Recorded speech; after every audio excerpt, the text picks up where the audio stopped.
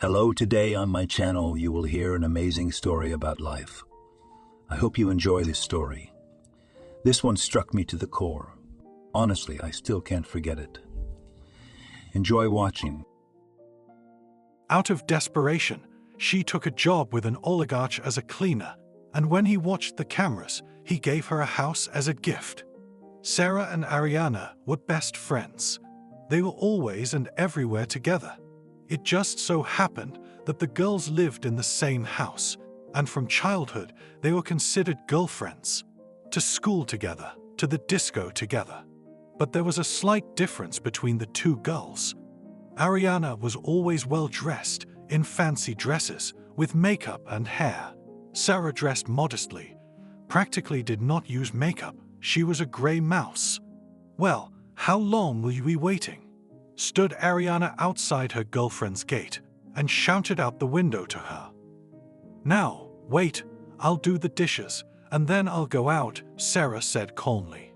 She didn't want to go anywhere at all, but she could never say no to a friend, and her mom told her to stick with Ariana. What are you wearing again today?" A friend on the street was looking at Sarah. "And what do not you like?" "The dress." Like a dress, she shook off the hem with her hands, as if it was in something dirty.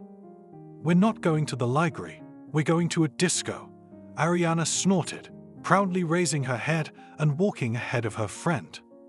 Sarah had always put up with her best friend's antics, never said anything, you could tell. At school, too, even though the girls were together, they always seemed to be apart. Everyone saw Ariana as the best and most popular girl in the class, or class, for that matter, of the whole school, and Sarah was her errand boy. She'd help her learn her lessons, she'd help her cheat on tests. If she needed anything, she'd find it and bring it to her. Sometimes she even carried the bag for her best friend. "Sarah, you're like Ariana's personal maid." The boys laughed at her. "Give me a break, it's a real friendship." Somehow it didn't hurt. The girl really saw their communication as a true mutual friendship. She believed that now she was helping Ariana, and one day she would help her. When the girls were in high school, Ariana couldn't talk about anything except how she was going to go to Washington. All topics, whatever they were, came down to that. "Here, look at this dress," she showed Sarah in the magazine. "Why are you with these dresses running around like a chicken with an egg? You need to think about other things, about education, about relatives, about something vital," said her girlfriend in response. "You don't understand anything. Come to Washington from the provinces. We'll see right away." Ariana pouted her lips and looked away from her. "Trust me, whatever dress you wear, it'll still look like you're not from Washington," Sarah chided her. "Oh, come on. Let's see who gets what." The fashionista further flipped through magazines. They could spend hours together. All the while, Ariana talked non-stop about how she would come to Washington, what she would do there, how she would study, what kind of husband she would have. That was a whole separate story. "I don't understand why I need to study. I will come to Washington, meet a rich man, marry him, and live happily," as many, not very smart girls reasoned Ariana. "Yeah, and these men are standing in line waiting for her to come to us so they can fall in love with her," laughed back at her friend. "Who's to say you know anything about it? Have you ever even kissed a guy?" Frowned the girl's eyebrows. "Maybe she did. What do you care?" The other one didn't want to talk about it. The arguments took place every day, but even after that Sarah could not understand why she should go to Washington just for the sake of some prince. When the girl was in 11th grade, her mother got very sick. She took care of her, bought medicine, cooked for her. When the woman recovered, she had to prepare for exams. "Why do you always disappear at home as if you were 50 years old instead of 17? Ariana told her. "And what, at 50 everyone disappears at home?" Did not understand her friend. "Well, I don't know at what time they start disappearing home, but now we are young. It's time to go out, go to discos, meet guys." The girl spun on the spot. "I don't care," Sarah averted her gaze. When it was the end of May and exams were due, Ariana came to Sarah. "I'm scared," she told her. "What?" The other one didn't understand. What? Exams? I don't know anything. I didn't prepare, like that dragonfly. I sang the Red Summer and didn't have time to look back." She quoted a fable. "Well, there's still a couple days. Sit down and read," her girlfriend suggested. "Sarah, please write cheat sheets," her friend begged. "I'll do my best," she sighed and went home. She spent the whole night writing cheat sheets that were both small and clear, in case Ariana didn't understand something. After her exams, she had to go to enroll. Ariana had no doubts where she would go. She didn't care what institute she would go to, who she would study for, and everything else. The main thing was to have her best friend with her, and it was the capital. "I'm not going in case Mom gets sick again," Sarah told her. "What are you talking about? Mom. Everything will be fine with your mom. Call her every day. If something is wrong, you'll get on the train and come back," the girl said nervously. "Okay, I'll think about it. Going home that one." "Daughter, come on, I'll be fine. You can see I'm already feeling better, and you have your whole life ahead of you. What are you going to do in this backwater? There's no work here. Go to the capital, listen to your friend," her mother told her. "Well, Mom," she wanted to add something. "No, Mom," I said, "pack your bags and go with Ariana." The woman insisted. I had to agree. So Sarah and Ariana entered the same institute. And even though Ariana had somehow passed by the scores, Sarah had no doubts about her knowledge. They were placed in a dormitory and began their studies. "Sarah, let's go to the club tonight, I was there last night with the girls, funky, lots of guys," Ariana told her. "Come on, what club in the middle of the week? Let's do our homework first, learn everything, maybe on the weekend and go," answered her. "What study? You have only one thing in your head. You're fixated on your mother, your home, your studies. You should have fun while you're young." She kept repeating it over and over again. "How are you going to pass your exams?" thought the girl. That was her test question. "And you won't help me? Won't you give me an outline to write off?" she told her. "You know I will. Why do you ask?" Sarah averted her eyes from her. "Well, that's how I'm gonna pass. I didn't know what my friend was worried about." "Okay, now you'll pass with my help, and then how will you live? I won't be around for the rest of my life." Sarah spoke to her differently. "How do you know? Or maybe you will." Ariana lived life to the fullest. No entreaties were of any use to her. She knew what she wanted and was only going for it. Every day, the girl disappeared somewhere. She went to clubs, met some guys, came home in an inadequate state. Her roommate put up with it all, wrote notes for her, let her cheat on tests, wrote cheat sheets for the two of them, and everything else. But it had to end at some point. "And what? You've been through so many guys. Which one is your dream?" Sarah told her once. "Oh, you know a lot," sat Ariana on the bed. It was obvious she just needed to sleep now. After passing all the exams, Ariana almost got expelled, but her roommate helped her retake everything, and Sarah was going home. "Are you with me?" she asked her friend. "What should I do there in your collective farm?" she answered. "Well, as what? You have parents there. Think of your mother. She hasn't seen you for so long." The girl didn't understand her. "So what, mother? Let her think for herself." Ariana waved her off. Sarah didn't listen to anyone. She packed her things and went to her parents' house. Her mother was really better. She was happy about her daughter's success. It seemed that everything was going to be fine. "Well, you tell me how you study there. Saw Washington. What did you do? Where did you go?" asked Julia to her daughter. "Mom, where did we go? So many assignments that my head from the table cannot lift. I sit only in the notes," complained to her that one. "I see. And how's Ariana doing?" That was also of interest to the woman. "Normal," the girl answered one-wordedly.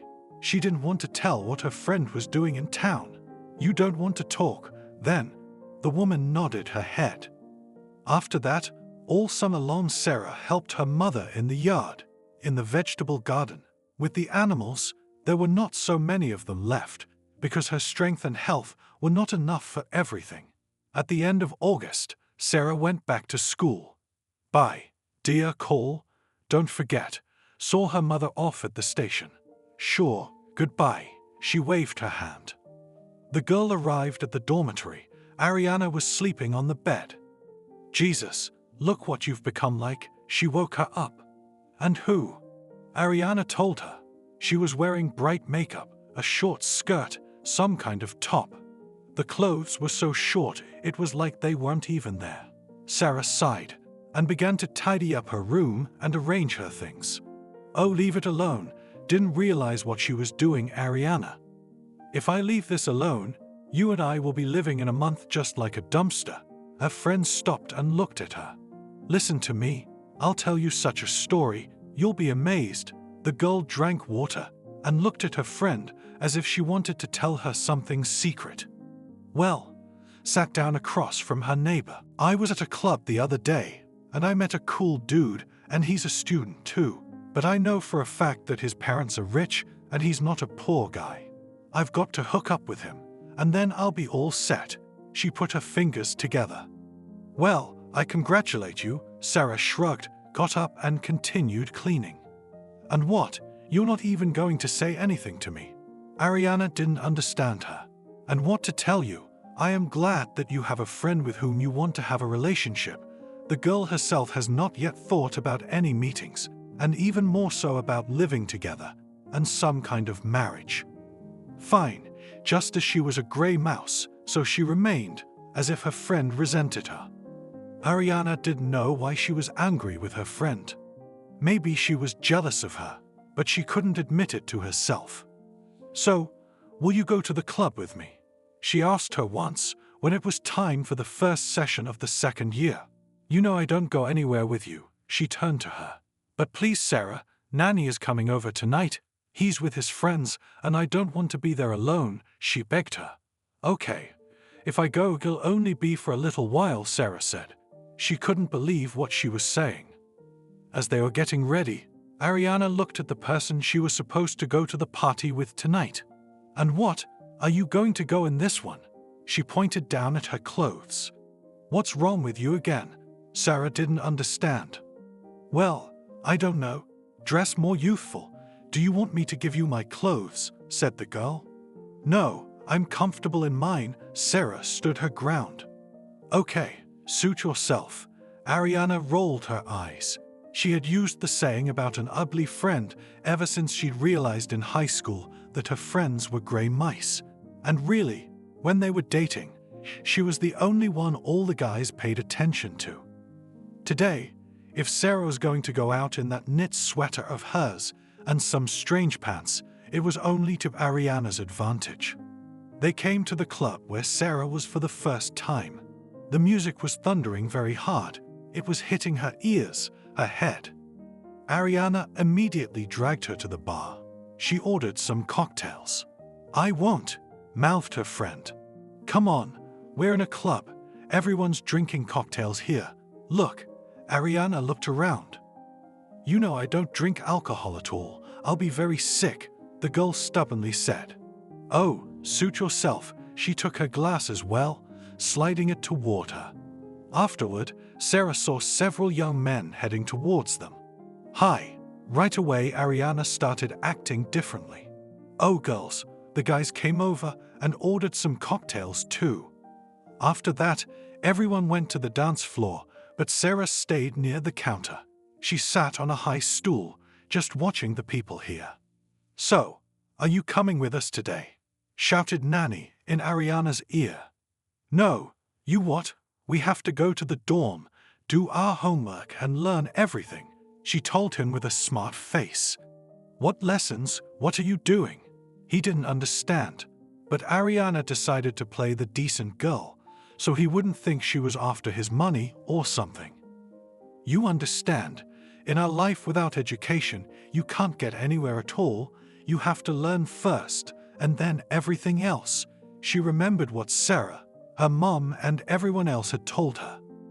Wow, and I thought you were so down on everything, coming to the clubs, hanging out here. He laughed at her. No, Nanny, I'm not like that at all, she answered him. Okay, somehow he got away from her right away and headed back to the bar. The guy looked at Sarah, who was sitting there, rolled his eyes, turned away. Nanny, why are you so offended? Ariana came up behind him. Come on, what's there to talk about? He was talking to her over the music. I mean, what's to talk to me? She didn't understand. I just invited you to hang out at a company. If you don't want to, then you and I are not on the same path, Nanny answered her. It doesn't work that way. She was acting like someone else. Yeah, you know, I'll just wave to anyone and she'll come with me, he told the girl. Anything at all, she replied.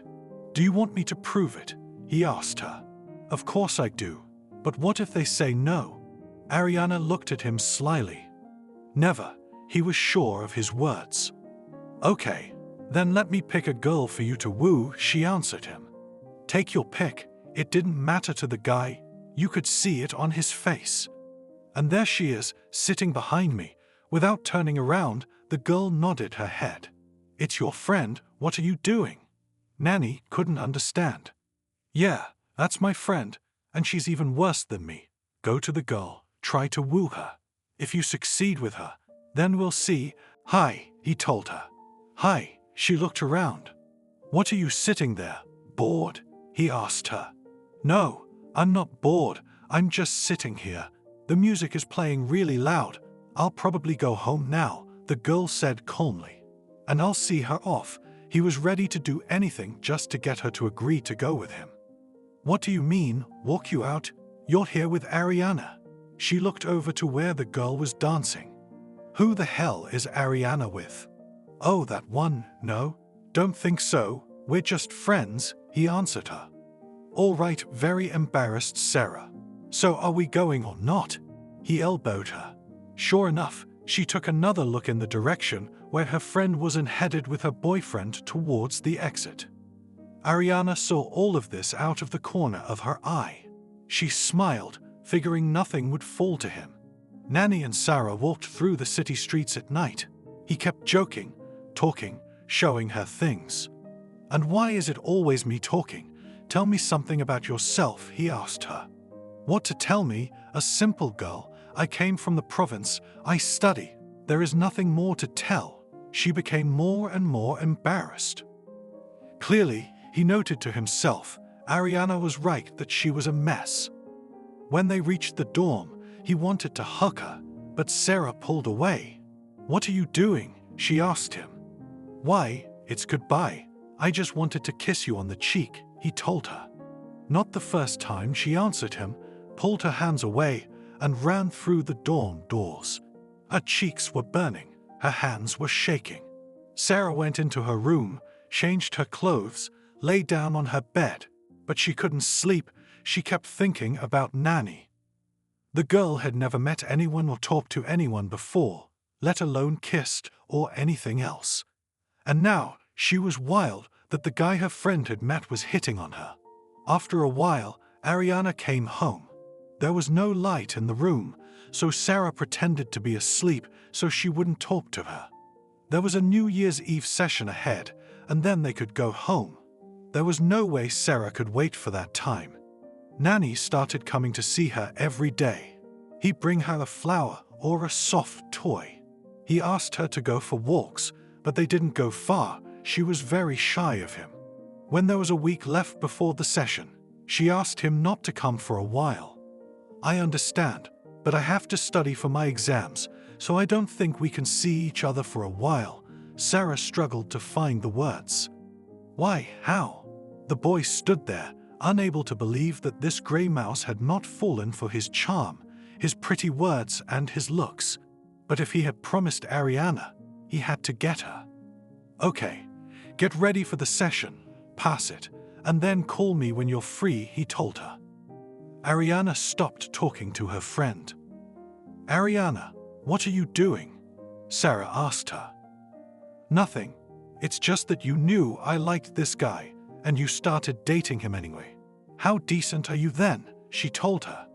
Well, I'm sorry. He asked me to escort him. I agreed. Nanny told me that you were just friends. She tried to defend herself, and the young man. Yep, friends. The girlfriend rolled her eyes again. The session was over, and Sarah went home as usual. She had to visit her mom.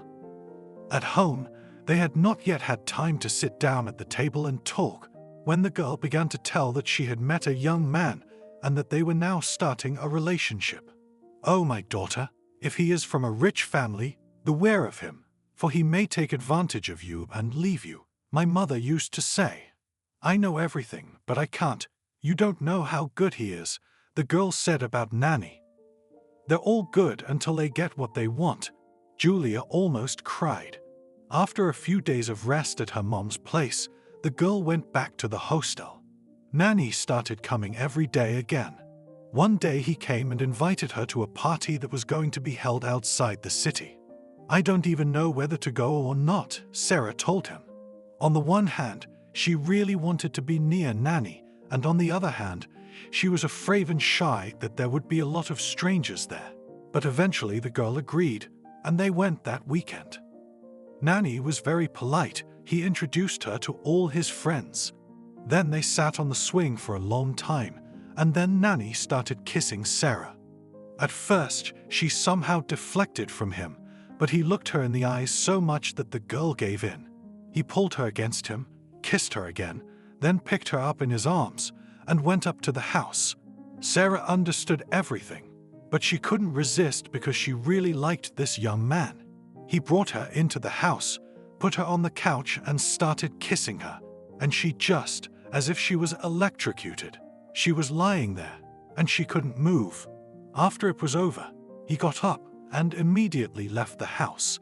She lay there for a while, waiting for him to come back, and then she got up, got dressed, and went out. Everyone was sitting in the makeshift gazebo, and when she got there, Nanny was the first to ask her what she was doing here and why she wasn't going home. Nanny, how come you called me here? She looked at him with surprised eyes. You, such a grey mouse, why do I need you? He answered her and he continued to laugh. What are you talking about? She didn't understand. What you hear is what I say, as if he was snapping at her.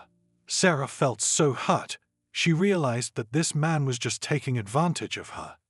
There was a reason her mother had told her to be careful with these rich men.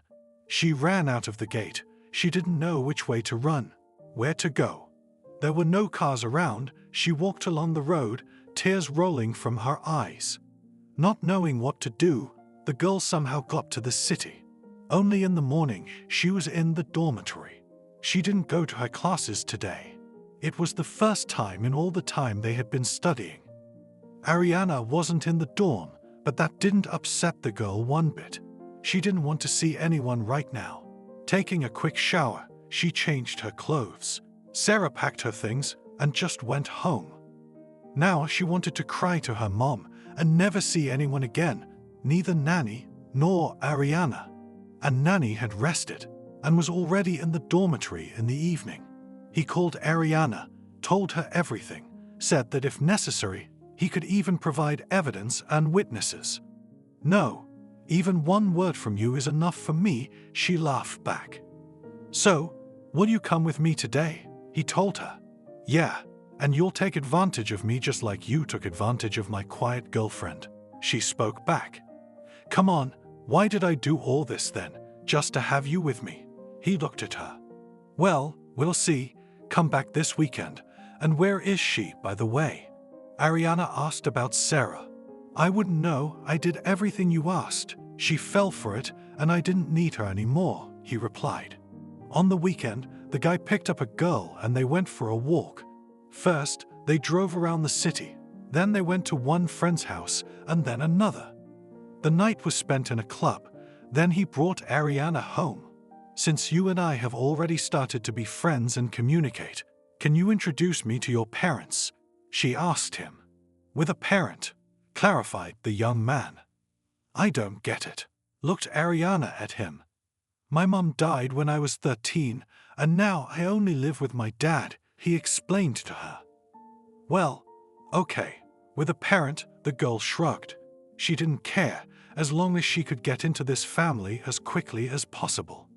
Nanny really liked Ariana, and when he'd left her, he'd thought why not introduce her to his father. He might start treating him differently when he saw that his son had started a serious relationship. He promised the girl that as soon as he talked to her father, he would take her to meet him. Can't we just come over and meet you? Ariana asked him a question. No, you understand, my father is a big businessman, and he doesn't accept anyone in the house just like that. You have to warn him, as if Nanny was justifying himself. Okay, that's okay, I'll wait, she smiled. He came home. Father wasn't there, as usual. Maria was in the kitchen. This young woman helped them with all their chores. She did not like to be alone in the house with Nanny. So, Maria, is dinner ready? He came up behind her and touched her on the back of the head.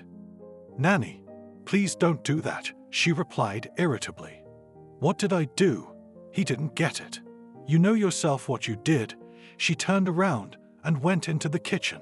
Do you know when Dad's coming? He followed her.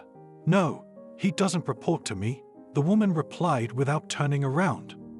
Okay, let's wait. I want to bring the bride into the house, Nanny said still as cheerfully.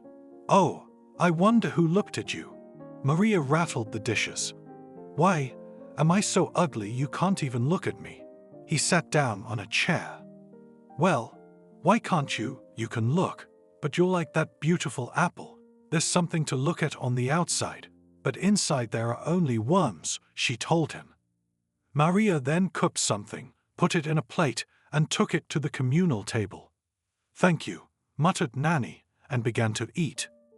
A couple hours later, the father came home. He saw that his son was already home and smiled. Wow, he walked up to him. What did you want? Nanny had a good relationship with his father, but lately their relationship had deteriorated a bit. This is the first time I've seen you home for dinner in years, Frank muttered to him. I just have one piece of news for you, Nanny told him. I'm listening, you say. The man thought the son was going to go back to begging for money or something. I met a girl, silenced the young man. Well, go on, what, she's pregnant, need money for an abortion, speculated the man. Why did you immediately start talking about bad things? Nanny didn't understand him. Why bad things? The son was surprised. You never bring anything good into the house, so I wonder why you're letting me know about it. Frank walked over, said hello to Mary, washed his hands and sat down at the table. The woman immediately began arranging plates and utensils. Dad, I'm telling you seriously, I met Ariana at a club. I don't deny that I met her there, but trust me, she's a very nice girl, Nanny said, glaring at his father. You mean you want me to meet her? Frank was smiling now. I've been talking about it for half an hour, and you can't understand it, Nanny began nervously.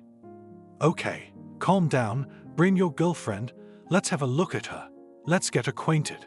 I don't mind you having a family at all, and it would be even better if you gave me a grandchild, the father said calmly to his son. That's it, Dad, if you agree, next weekend, please don't be late from work, Ariana and I will be here. Nanny was so happy that his father didn't discourage him, but agreed to meet Ariana.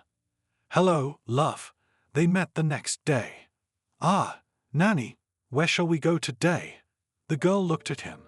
I don't know where we're going today, but I have one piece of good news for you, he told her.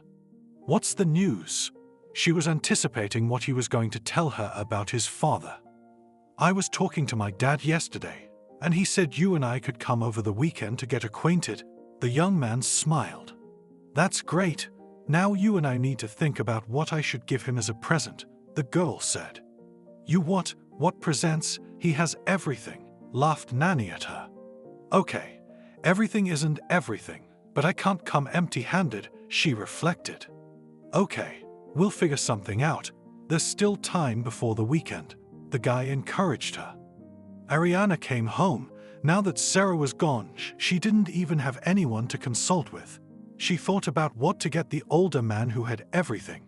Maybe a tie or a bottle of good wine, a lighter. But everything was jumbled up in her head. She never came up with anything. All week the girl had been very twitchy, nervous. It was not only because she had to meet Nanny's father, but also because her studies were going badly. Once again, she thought of Sarah. There was no one to write notes, no one to cheat from on tests, and so it all took its toll.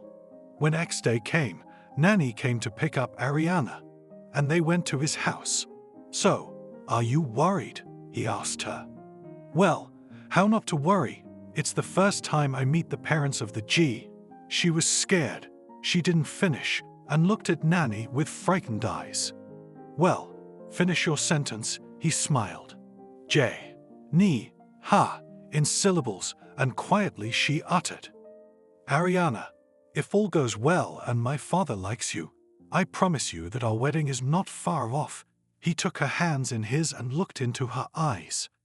"And I believe you." She ducked her head into his shoulder. When they entered the house, they were greeted by Maria. As usual, her father was not at home. "Well, maybe it's for the best," Nanny said. He went to the hall, leading Ariana there. He paid no attention to Maria today. Not 15 minutes later, the doors opened and a man walked in. "Ah, Daddy, hello. And we are already waiting for you," walked towards him towards Nanny. Ariana followed his example and stood up too. "I see, as you promised, we have guests," my father said. "Yes, meet Ariana, my girlfriend, and this is Frank, my father." He introduced them to each other. Pleased, Ariana didn't know what to do and almost gave out a curtsy. The man saw that she was worried. He took her hand, kissed it, and led everyone to the table. By this time, Maria had already seated everything here. The table was set, the dishes were laid out. They sat down and began to talk. At first, the girl did not know what to talk about, how to do it, for they were from high society, and she came from the province. But when the conversation began, she realized that it was better to be herself than to pretend, because it was not always possible to find a way out of this situation. "Ariana, I like that you are studying at the institute and that you are so decent. I think since you come from such a town, you are a very good cook." He winked at his son. "Yes, I can cook." She looked at Maria. Of course, in her head she had thought that she would have a housekeeper, but she had never thought that she would cook or clean. Nanny took the girl home, and when he returned, her father was waiting for him in his study. "So, Dad, what do you think of her?" he asked him. "No way," he replied, "a simple provincial girl. If you like it, I approve. You can live together, date, marry, as long as you get your head together." "Then what? I can move Ariana here?" Nanny asked him. "Of course. Why would you want to go somewhere far away to visit her if you can always be here, especially since I'm more often not at home than I am," he said. A week later, Nanny and Ariana had already moved all of the girl's few belongings into the house. She was just happy. "Nanny, I love you so much," she hugged him. "And I you," he kissed her. Now Ariana felt like she owned the place. She could ask Maria for water, and when she saw fingerprints on a glass, she just poured it on the floor for the housekeeper to clean and sweep up. "Why do you act like that?" Maria sometimes asked her. "How?" said Ariana arrogantly. "As if you are a full-fledged mistress here, but nobody has given you that right yet." The woman walked away downstairs. Of course, she didn't say anything to Frank because she thought he would believe her son first, not her. Maria knocked on the girl's door one day. "What do you want?" She opened the door. "Frank wants to see you. He's in his office," the woman said quietly. "What does he want from me?" Ariana wondered. She thought that the housekeeper had complained about her, and now he wanted to reprimand her. She went down the stairs and looked into the study.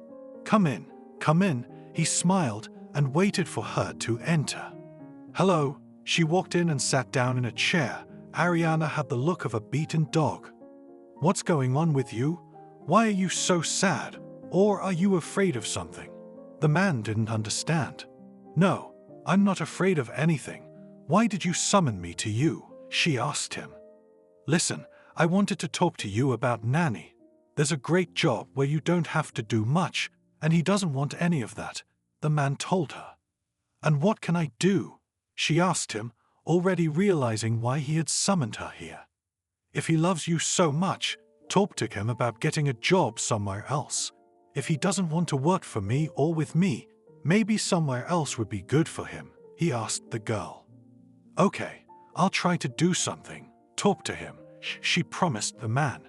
She went back to her room, lay down on her bed, and thought that she was doing well, that life was good. Come to think of it, since Frank had spoken to her so confidentially today, she didn't need to think about anything else. She was on his list of close associates. Ariana lay back and smiled. "What's wrong with you?" Nanny, who had just entered the room, brought her out of her stupor. "Nothing. Why don't you want to work anywhere?" she asked him cheerfully, and stood up to approach her lover. "And why? My father has no money, and I have no money, and I have to work hard," he said simply. "Frank talked to me about it today," the girl admitted to him. "And what did you say to him?" Was interested in the young man. He sat down on the bed and looked at the girl. "That I would talk to you." She took a seat next to him. "So, did you talk?" He smirked. "Yes," she nodded and laughed, realizing what he meant. "That's it, calm down, I'll make my own arrangements with my father somehow." He pulled her to him and kissed her. After that, the young people continued to live as they had lived before. Every day in the evening they left the house, went to a club or somewhere else. None of them even thought about work. A month passed when the conversation with Ariana took place. They were still at home when Frank arrived. "Where are you going?" he asked in a friendly manner, but it was only an appearance. "Dad, don't get me started." Nanny stretched out. "I'm not starting, but it's time for you to start." The man sat down on the chair. "How can't you understand? I don't want to, and I'm not ready for it yet." The young man didn't look at his father. "Oh, what are you talking about?" Frank raised one eyebrow. "What's wrong?" My son didn't understand. "How can you not understand? I don't have much left. Who will provide for you later? Don't think that the firm where I work is mine. I have a partner. And if after I leave, he buys a few shares from the employees, then that's it. You won't see any business." The man got up from his seat, started walking around the room and shouting. "Don't be so worried," Ariana wanted to reassure him. "And you stay out of it. I thought I'd find an ally in your person, but you turned out to be the same." Sat back in the chair father. Silence hung in the room. It was oppressive. Everyone realized that everyone had to figure it out for themselves. "That's it, father. We'll go." Nanny stood up, put on his jacket, took Ariana's hand, and they walked towards the exit. "I see," Frank said with a sigh. He didn't realize at what point he'd let things slip and his son had gotten away with it. The young returned only by morning, when the head of the family was no longer at home. "So, will you marry me?" Nanny asked Ariana. He had suggested it to her more than once today when they were at the club, but she only smiled and gave no answer. "What do you think? Of course, yes." She put her arms around him. They fell into the bed and fell asleep like that. Not even 2 hours later, the guy was already awake. He had a plan he wanted to surprise his girlfriend with. He went downstairs, went outside, and drove to his father's house. "Dad, hi." Walked into his office. "I can't believe you're here to apply for a job," smiled my father. "Wait, not about that yet. I didn't want to bring it up today." "What about?" Frank wanted to know. "I proposed to Ariana. I'd like to ask to top up my card to buy a nice ring, and the rest of whatever else she asks for."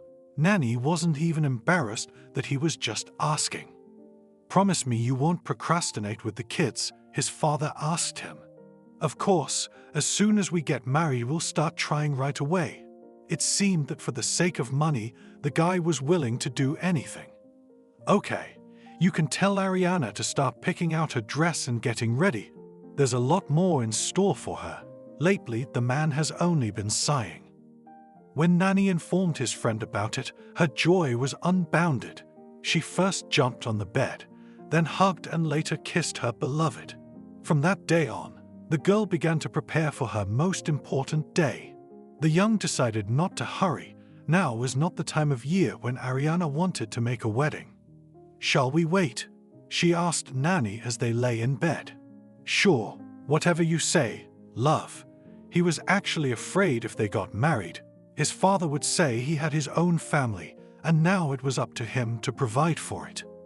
This is how the youth continued to live in the house. "Maria!" Ariana shouted from the second floor. "Oh, don't yell, please." The young man wrinkled his nose. His head was very sore after yesterday. "And here, where is she?" The girl turned to him. She was having a hard time herself. "I don't know. Go down and see. She's not your maid. She doesn't have to go and serve," Nanny said in a coy way. "And why do they pay her money then? I can cook breakfast, lunch, and dinner myself," she said indignantly. "Go and see." The boy didn't know how to get away from the girl's questions. "Here I go." Ariana walked out the doors, slamming them hard in the process. She went downstairs and saw Maria standing with her bags in the hall. "Hello." The housekeeper looked haughtily at her. "Where are you going?" the girl asked loudly. "I forgot to ask you," Maria mumbled under her breath, but Ariana heard her. "What?" She was so outraged and indignant. "I'm leaving, Frank's on it." The woman picked up her bags and headed for the exit. "Stop." The girl shouted after her, but she didn't even look back, just walked out and closed the door behind her. "Nanny, she's gone." Ariana came back into the room and spoke confusedly. "Calm down, please," he pleaded with her for the umpteenth time. The girl sat down on the bed and folded her arms on her chest. She really had to do everything here now. At that moment, Sarah was taking a leave of absence from the institute. She realized that no one could help her here. She had to go home. The first time she had come to her mother after everything that had happened, she had told her nothing, but now it was time to confess. "Mummy," she walked into the house. "Daughter, why are you here?" Julia was surprised. "Mom, I'm sorry." She fell into her lap and cried. "Come on, get up, tell me," she asked. "Just take it easy," Sarah told her. "What happened?" They went into the kitchen together. "You know how right you were back then when you warned me not to mess with rich guys." She couldn't speak further, tears choking her.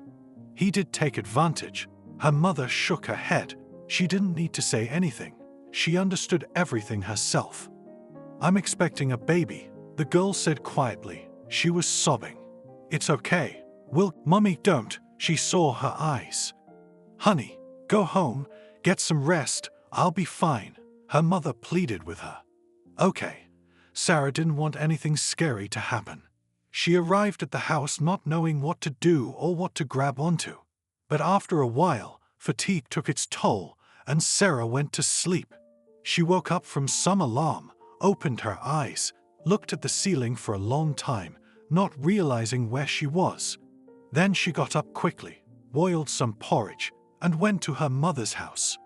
"Hello," she walked past the doctor. "Girl, wait, Julia, didn't she come with you yesterday?"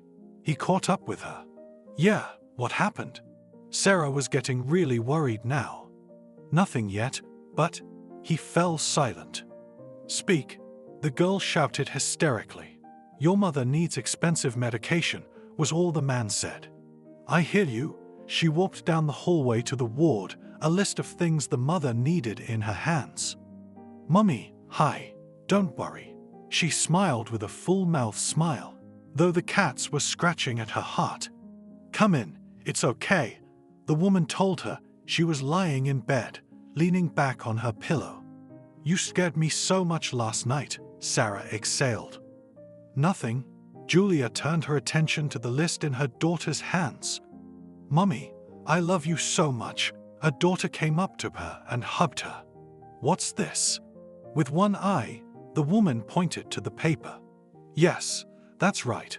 The girl waved the question away. "I realize that nothing happens that easily. Let me see," her mother insisted. "It's the medication you were prescribed." Sarah couldn't hide anything. "Maybe you should call your failed suitor," suggested the mother, though she was not greedy and not mercantile. But she realized that her daughter would start doing something to find money for her by any means. "What are you, Mom? Don't even think about it," her daughter said indignantly. "That's it, I'm not getting involved at all, just," suggested. The woman started to get up. "What are you doing? Lie down." Sarah couldn't let it go. Today Sarah saw that her mother was feeling better, that the crisis had passed, that she could go home and think things over. She arrived, made herself some hot chamomile tea, sat by the window, and began to think about where to get money. She sat there for 2 hours, but she could think of nothing. Sarah, hey, saw her neighbor on the street. "Hello," she waved her hand. "How's it going?"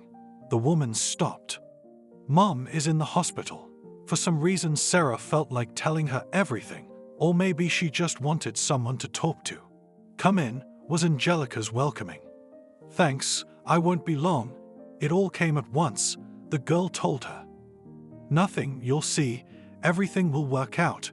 The neighbor sat her down at the table, put various pies on the table, poured milk into a glass. "Thank you," smiled Sarah. "You're welcome," she replied. Sarah began to share with Angelica what had happened to her lately. "This is how we live," she finished speaking. "What a scoundrel." Julia felt sorry for him. She shook her head from side to side and sighed. "Yeah." The girl put a list of medications on the table. "Oh wow." The neighbor was surprised. "Yes. Where do you get that much?" The guest looked at her. "Yeah," she stretched out. "Look, Angelica, I saw a summer house on your property." Sarah began to tell her. The thought had come to her recently while she was visiting a neighbor. Yeah, she was all ears. "Can I ask you something?" Sarah spoke in riddles. "Jesus, what are you procrastinating for? Ask already." Couldn't wait for the girl to say. "I could sell our house and buy all this." She pointed to a piece of paper with a list, but not only that. "What's that got to do with me?" Angelica still didn't understand. "Until I find a place to live, I'll stay with you. It's summer. I won't get cold," Sarah finally said. "Look, I'm certainly not sorry, but if there's anything wrong, promise me you'll tell me." She took the girl at her word. Of course, wondered Sarah, why all the promises? After that, without telling her mother, she put the house up for sale. Now her mother's health was more important to her, and she needed a lot for her child. She did not think about the future, hoping that the remaining amount would be enough, at least to buy a room in a communal apartment. Buyers were found quickly. The house was sold, though not for the amount she wanted, but it was enough. Sarah thanked everyone. She moved all her things into her neighbor's summer house. Most of the furniture had to be left to the new owners. Angelica, hello. She walked into her house. "Oh, Sarah, come in." She was glad to see her. "I just came to tell you that I've been living here since today," the girl said. "Great, you come by if you need anything." She watched Sarah walk to the summer house. The very next day, all the medicines for her mother were bought. While her mother was in the hospital, she continued to live in the small house that was now her home. The neighbor, of course, welcomed her, but Sarah never stayed overnight. "Sarah," a nurse called out to her when she came to the hospital for the umpteenth time. Everyone here already knew her. "Yes," she turned around. "Your mom will be discharged any day now. She's feeling much better. And it's all thanks to your care and nurturing." They walked down the hall together. "How nice. I'm tired of being alone." The visitor almost wept. "Don't worry, everything will be fine," squeezed the girl's hand in hers. The daughter came to her mother's room and immediately told her the good news. But there was more to tell about the house. "Mummy," she entered the room happy as usual. "My daughter came and they hugged. Listen, you just do not worry in our house. I have started a big repair. I want to surprise you. And at this time rented us an apartment," she lied to the woman. "Where did you get all that money?" Julia couldn't figure it out. "It's okay, don't worry," she looked at her mother. It was the month of August.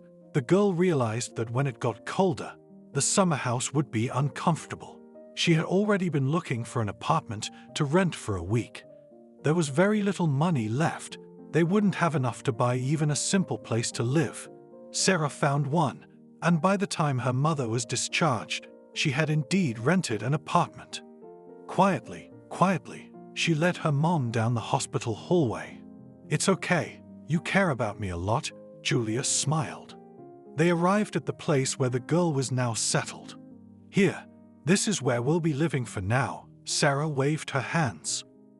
"Good," sighed the woman. She was glad her daughter was already so independent. They started living, setting up the children's place. Since the apartment was one room, it was just a corner. Although the daughter had spent all the money, now she didn't regret it, watching how happy her mother was. "Mammy, breakfast," Sarah called out to her in the morning when she had everything ready. "What's all this for?" The woman didn't understand. "Don't say anything.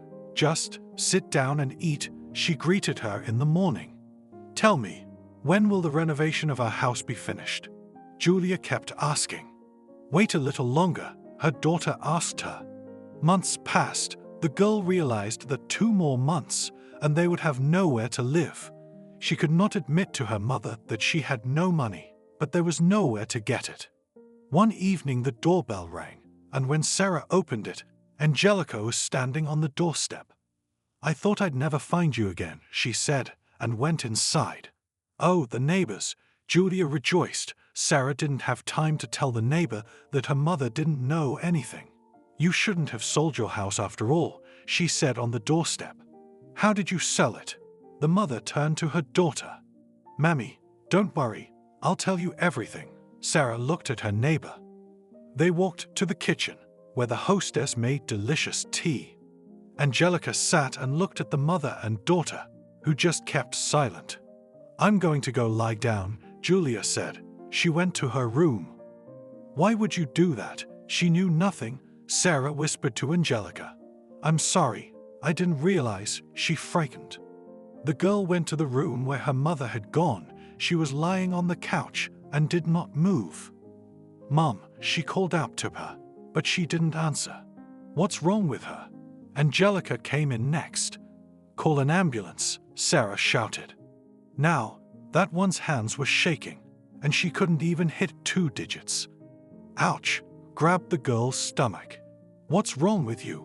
The former roommate wasn't herself anymore. "I feel like I'm in labor." The pain was so bad she couldn't stand up straight. "And why did I even come?" Angelica was already whispering. The ambulance came. It took not 1, but 2 women at once. Angelica wanted to go with them, but they wouldn't take her. When they were at the hospital, Sarah could not find out anything, as she was in a very dire situation herself. Her pregnancy was only 8 months old, and now the difficult labor was beginning. A few hours later, a dark-haired boy lay on the girl's chest. "Hi, Harvey," his newfound mom told him. "You'll soon meet your grandmother." "I'm afraid it can't be done," held Sarah's hand by the girl in the white robe. "Why is that?" she wondered. "Julia was gone a few hours ago," the nurse spoke softly. "No, not again," sobbed Sarah quietly so as not to frighten the baby. "I'm sorry to break the news, but it also happens," at which point Harvey was carried away from his mother. After that, Sarah was transferred to the ward. She lay and looked at the ceiling. She couldn't believe that everything had been for nothing, both the house and the money. But there was nothing she could do now. "And here we are, Mommy. There is nothing to lie here and do nothing, except Sonny," roared her baby. "Come here, my little one." She took Harvey in her arms. She learned everything right away. She had no trouble feeding him. Not 2 days later, the The doctor told them to get ready for discharge. Sarah realized that if the mother and child were all right, no one would keep them here for long. The same Angelica, her neighbor, came to meet her. There was no one else. "Here, look, Sarah, what an envelope I brought you. It's not new, but it looks very good." She gave the nurse what she was going to swaddle the little boy in. "Thank you for everything." The girl was a little angry with her, but there was no going back now. They arrived at the very apartment Sarah had rented. "We should probably go to the store," former neighbor Angelica told her. "You know, I'll do everything myself," she asked her. She was tired inside. Her arms were down. She didn't want to do anything. She also had to bury her mother. All the days while she was in labor and in the hospital, her mother had been somewhere else. "But what about the funeral? Let me at least help with that," Angelica asked her. "Okay, you can help with that," Sarah agreed with her, because she knew that the child would be left with no one. Either she would agree to the neighbor's help, or she would have to carry the child everywhere. When everything was done, neighbors and acquaintances sat around the table and remembered Julia.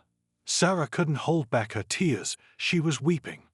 Someone gave her a sedative, which she drank, and one woman came close to her and sat down across from her. "I don't want to talk to anyone right now," the girl told her. "Come on, pull yourself together." She took her by the shoulders and shook her hard. "What are you doing?" She looked at her. "That's what I'm doing. You just gave birth to a child. He's a baby. He needs a mom, and not in such a sissy, but in a normal, good mom who can and will do everything," the woman told her. And indeed, Sarah realized that there was no way she could relax right now. She wasn't taking the baby anywhere. He's hers. She wanted him. She's been waiting for him. And now she had to gather all the strength she had and do everything just for him. She thanked everyone for coming today. "Do you want me to walk you out?" Angelica asked her. "No, thanks. I'll do it myself." The girl took the sleeping baby and went home with him. Good thing she'd taken care of everything in advance. And Harvey had a stroller and a crib and some other things. It was necessary to look for money for the apartment. But where to find it and how to earn it, the girl had no idea. Angelica offered her help, and no matter what the young mother thought about it, she accepted it, because she had to feed her child, and to feed him, she had to feed herself. "Angelica, will you sit with Harvey and I'll go to the store?" Sarah asked her one day. "Of course, what are you asking?" agreed the woman. The girl went to the same store every time.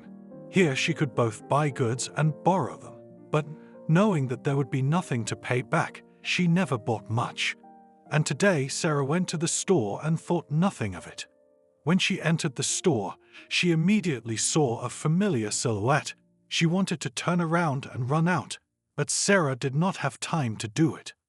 "Bah, who do I see? My favorite friend." Ariana turned to her and opened her arms for a hug. "Hello," the one said quietly. "What's wrong with you?" Our grey mouse got even greyer as her once best friend started laughing at her as usual.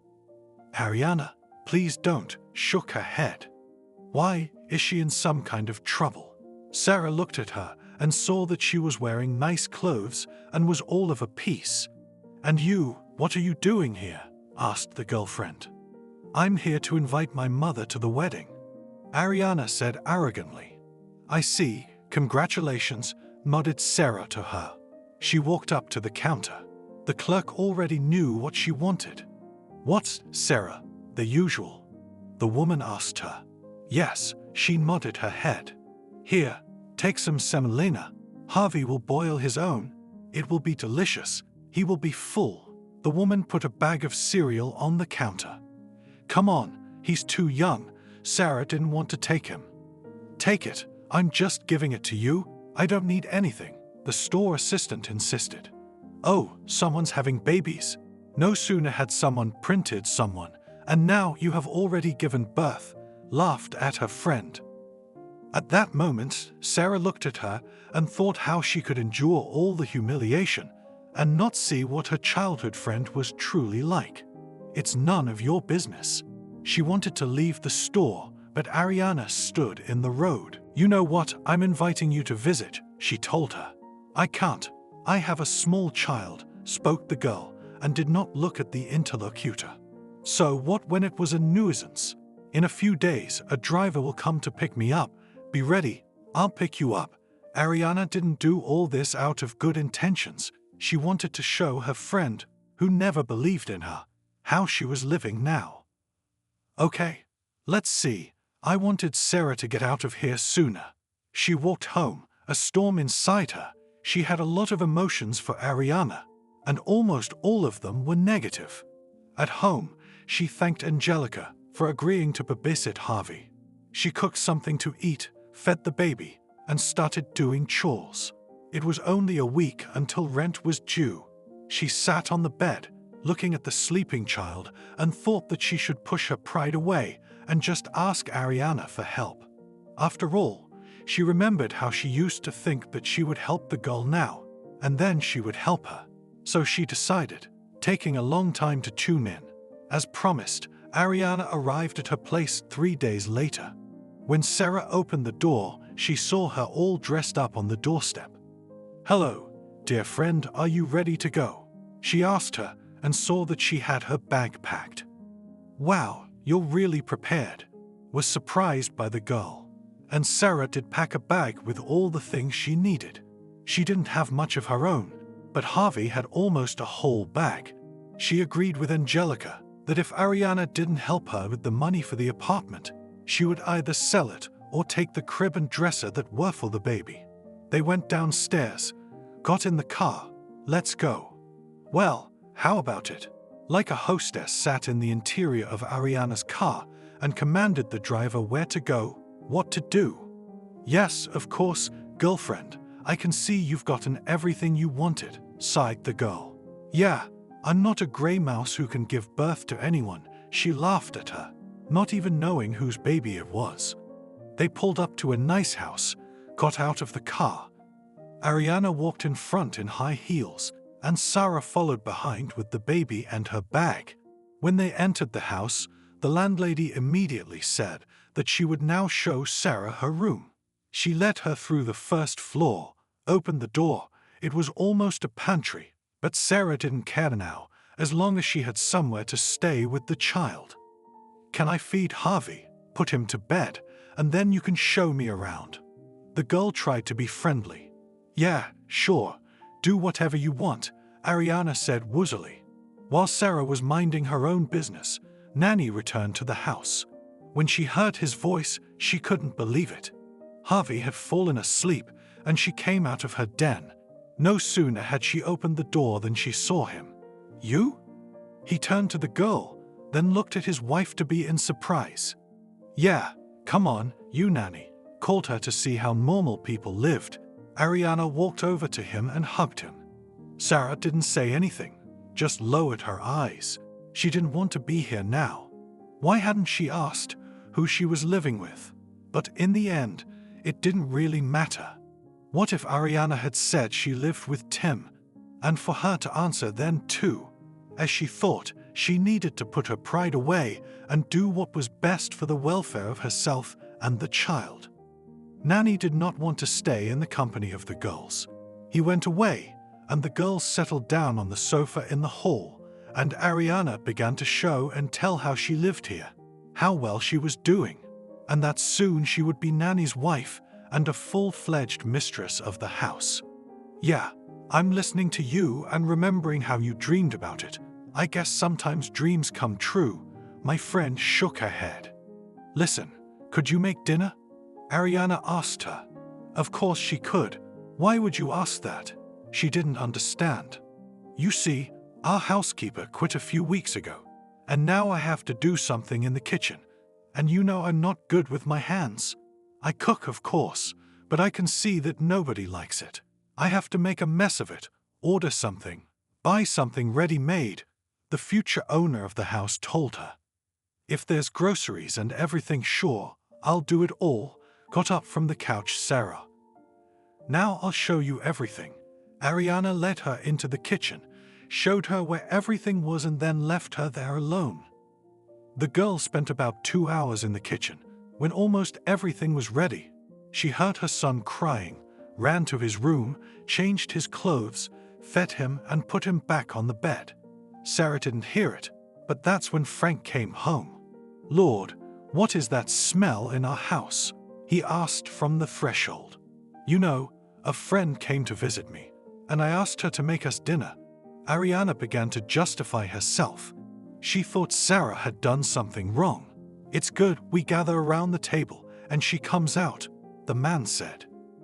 When the girl was called, she set the table and wanted to go to her room. "Sarah, why aren't you with us?" Frank turned to her. "Yeah, you know, I'm kind of embarrassed." It really was. She'd never sat at a table like that before, never eaten with people who had everything. "I don't know anything. Come sit down." The landlord pulled back a chair for her. She sat down modestly. Everyone began to eat and praise her food. Well, surprise, surprise, he sat there and munched on whatever the girl made tonight. "Frank, come on, it's all just regular food." She was embarrassed. "I understand you and Ariana are friends, but she doesn't like you very much," the father said, looking at his future daughter-in-law. "Frank, why would you say such a thing?" The girl almost jumped up from the table. "Calm down, sit back down," he told Ariana. "Dad, what are you starting?" Nanny put in his word. "Let me tell you, while I am still master of this house, and I want to offer Sarah a job, at least temporarily." He turned to her. What kind of job?" She didn't understand. She was uneducated. She didn't know anything. What could he offer her? "If you agree, you can stay in this house as Ariane's au pair," he told her. "You know, I have a small child and nowhere to put him." She looked at the door of the den where the child was now. "It's all right. I see you have a quiet one. You'll live like this for a while, and then we'll think of something," the man said good-naturedly. "Thank you. I will of course accept, because I have no money and nowhere to go." She turned to Ariana and thought it was a good thing she didn't have time to ask her for help. "That's settled. I feel like I'm about to have some delicious breakfasts, lunches, and dinners." Right, Ariana got up from the table and went to his office. "You're a real piece of work, friend. You haven't been in this house 24 hours, and you're already being welcomed here." Ariana walked past her and hissed those words. But Sarah didn't care about that. She went about her household chores as her master had asked her to, with only a few moments of distraction for her son. As Frank had said, Harvey was indeed a very quiet child. He slept most of the day. Sarah was only distracted by feeding him. She was really enjoying everything right now. In the morning, the driver would take her to get groceries. Sometimes, Harvey was in the carrier the landlord had kindly bought her, was by her side, but more often, she left him at home because the time she was in the store was enough while the boy slept. The girl bought both groceries for the house and for herself and the child. The salary was good. She had enough to buy clothes for the boy. The house was perfectly clean and the food was always deliciously cooked. "Dad, let's hire a normal housekeeper. We don't need this one. She has no education, no references, nothing," Nanny told his father. "What are you talking about? Sarah is great at everything. She can do it all. Even if they offered me someone else now, I wouldn't take it," the man said. "That's not how she makes salads for me," Ariana plugged in to her husband-to-be. "What's she doing wrong there?" Frank wondered. "The pieces are cut too big," Ariana told him. "You still came from the province yesterday, and you were best friends. It's still unknown what pieces you're cutting." Frowned the man's eyebrows. He headed for his office. He really liked it when he went in there. Everything was perfect, not a single speck of dust, smelled delicious. And on the desk, there was always a bunch of fresh flowers that spread the fragrance, and it was all done by a young girl. Even though she had a small child, she had time to do everything, both housework and cooking, and little things like putting flowers on the table. "Frank, may I?" There was a knock on the door, and Sarah's head appeared in the doorway. "Yeah, sure. Come on in." He never minded her visit. "You wouldn't think it.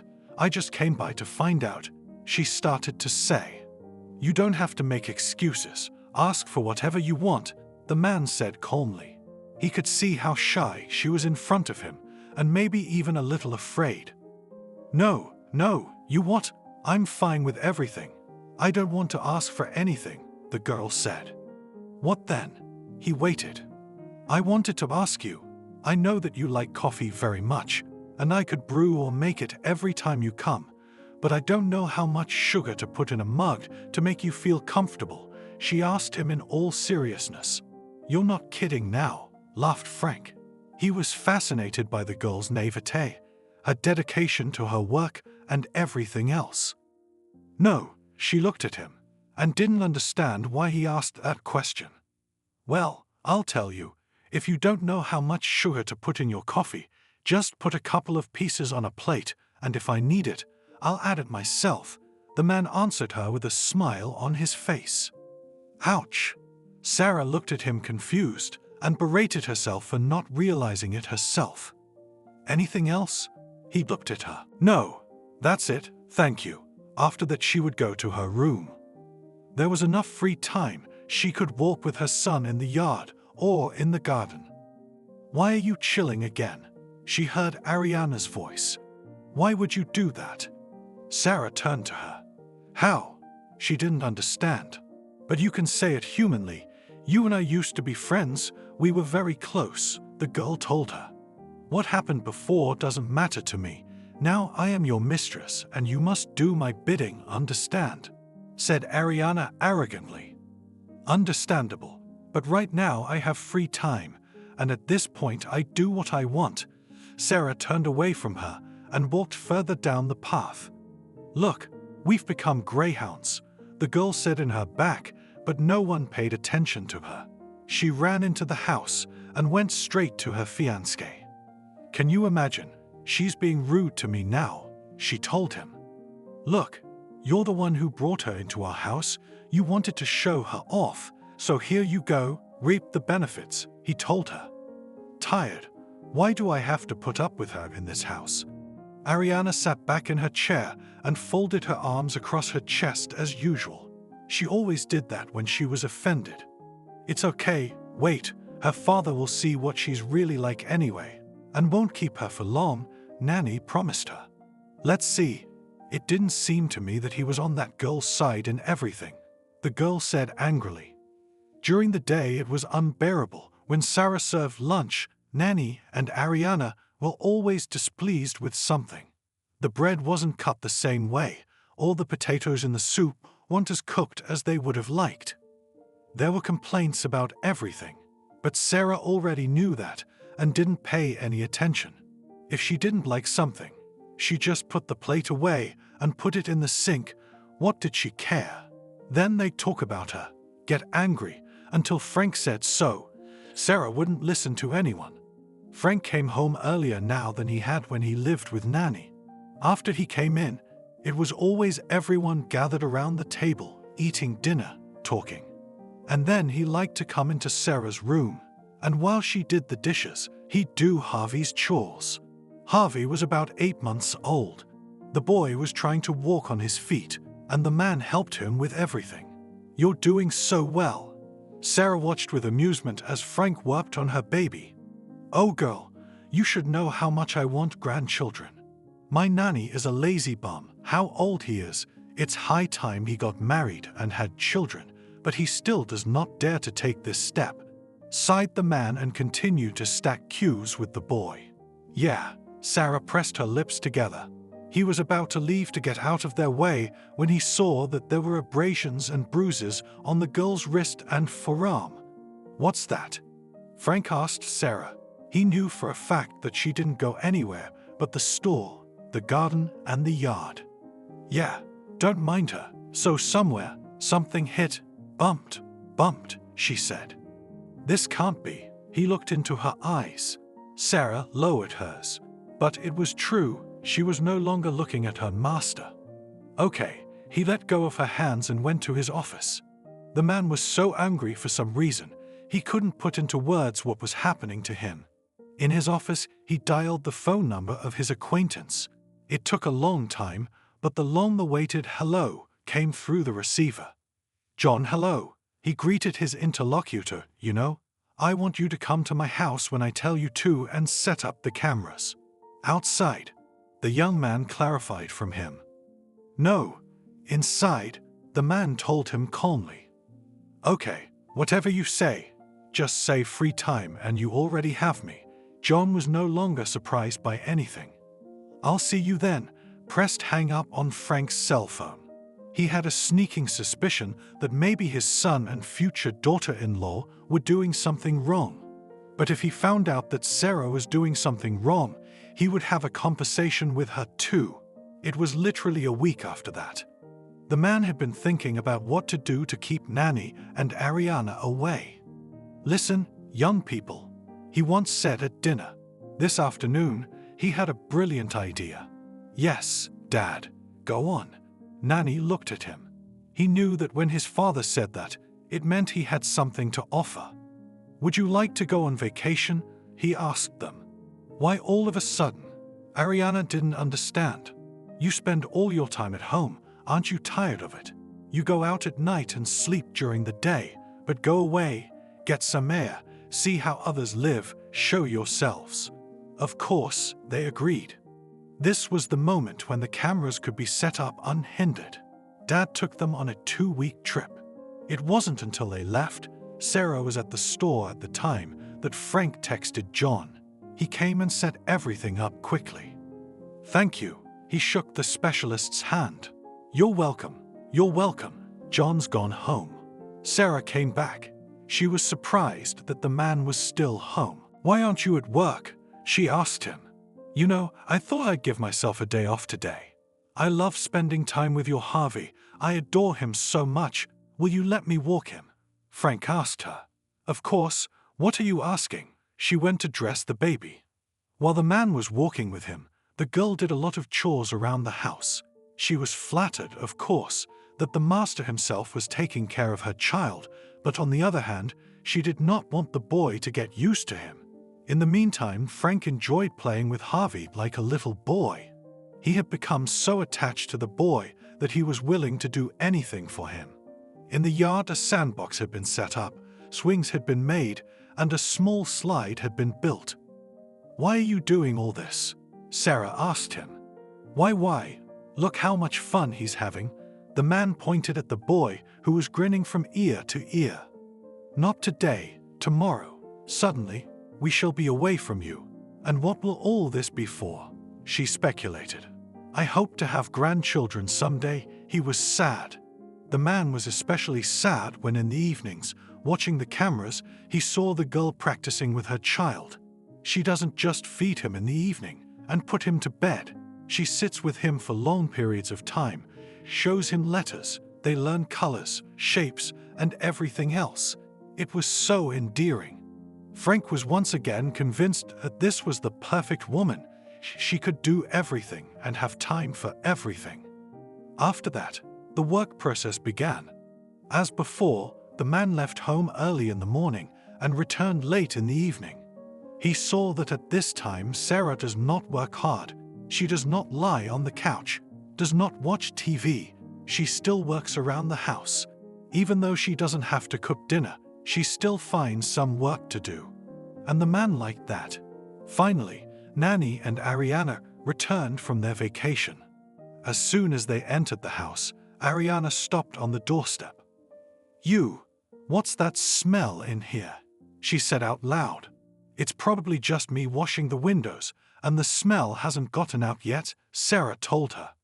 "Try to get it weathered quickly," the hostess said, and threw her bag on the floor, her boots off in different directions. Sarah put it all away and went to set the table for the young people to eat from the road. In the evening, when Frank got home, he, as was his habit immediately after dinner, went to look over what had happened on the cameras. It was really interesting to him, but he didn't even expect what he might see. There was a lunch break. Since he wasn't home, the table was set for only 2 people. "Sarah, where are you?" shouted Ariana. "Right away, I'll get everything," the girl replied. "Not now, but now," she told her. "But I don't have 10 arms, I can't go broke," the girl answered her calmly. "What?" Ariana picked up the plate and threw it on the floor. It shattered. "Why are you doing this?" Sarah asked her for the umpteenth time. "Why am I doing this?" The girl grabbed her hands. "What are you doing here? You're the one who's all set, aren't you?" "Let go," Sarah shouted, but she clenched her hands tighter and tighter. "Ariana, calm down." Nanny tried to stop her. "Are you going to tell me anything else here?" She turned to him. "It's all because of you, you bastard." She slapped her. Sarah clutched her face, staring at Ariana with big eyes. When Frank saw all this, he realized how the girl got the bruises. So it was the son and daughter-in-law who were always messing with her. He wanted to jump in and protect her right now, but he decided to wait and see what happened. He went out into the hallway, and there was no one there. Sarah was in the kitchen. Nanny was probably going out again. Frank couldn't stand this in his house. He was overcome with conflicting feelings. He looked into the room where the boy was playing in his crib. The man tried to be home as often as possible now. He even managed to get home for lunch. "I don't recognize you, father," the son said cheekily. "It's okay. It's always going to be like this now." The man couldn't contain himself. One evening he went down to the first floor, saw Sarah there, and the baby beside her. "What are you doing here so late?" he asked her. "Sorry, we're going to bed now," as if frightened by the girl. "It's okay, you can walk whenever and wherever you want," he reassured her. "It's okay," she smiled and went to her room. The man shrugged and went to his room. Lately he'd been wondering if he and Sarah had something in common. Now he almost never missed a video, which was very exciting for him. One day he came home later than usual. No one had seen him. Frank went into his office, and like all the other days he started watching a movie, as he called it to himself.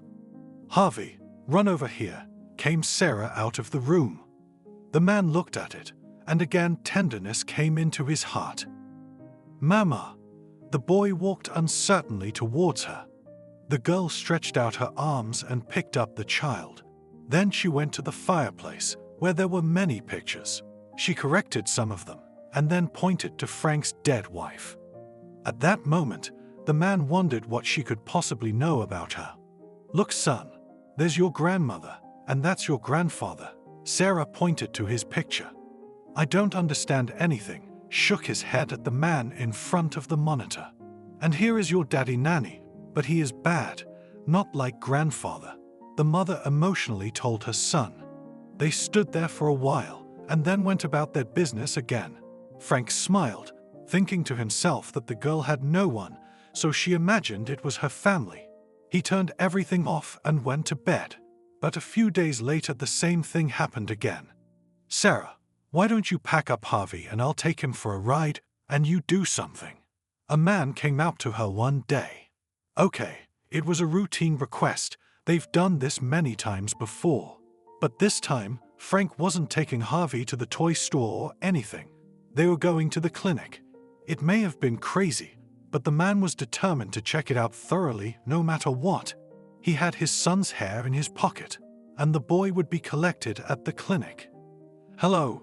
He came in, gave his last name, said he had an appointment, and was signed in. Yes, of course, the girl escorted him to his office. At this point, Harvey became cranky, but they gave him a drink of water and a toy, and he quickly calmed down. When all the procedures were over, all that was left was to wait. Now Frank always brought Harvey a trinket, a gift or something when he drove home from work. "Why are you spoiling him?" Sarah asked him. "Look at him. He's so cute and nice, and he's so smart."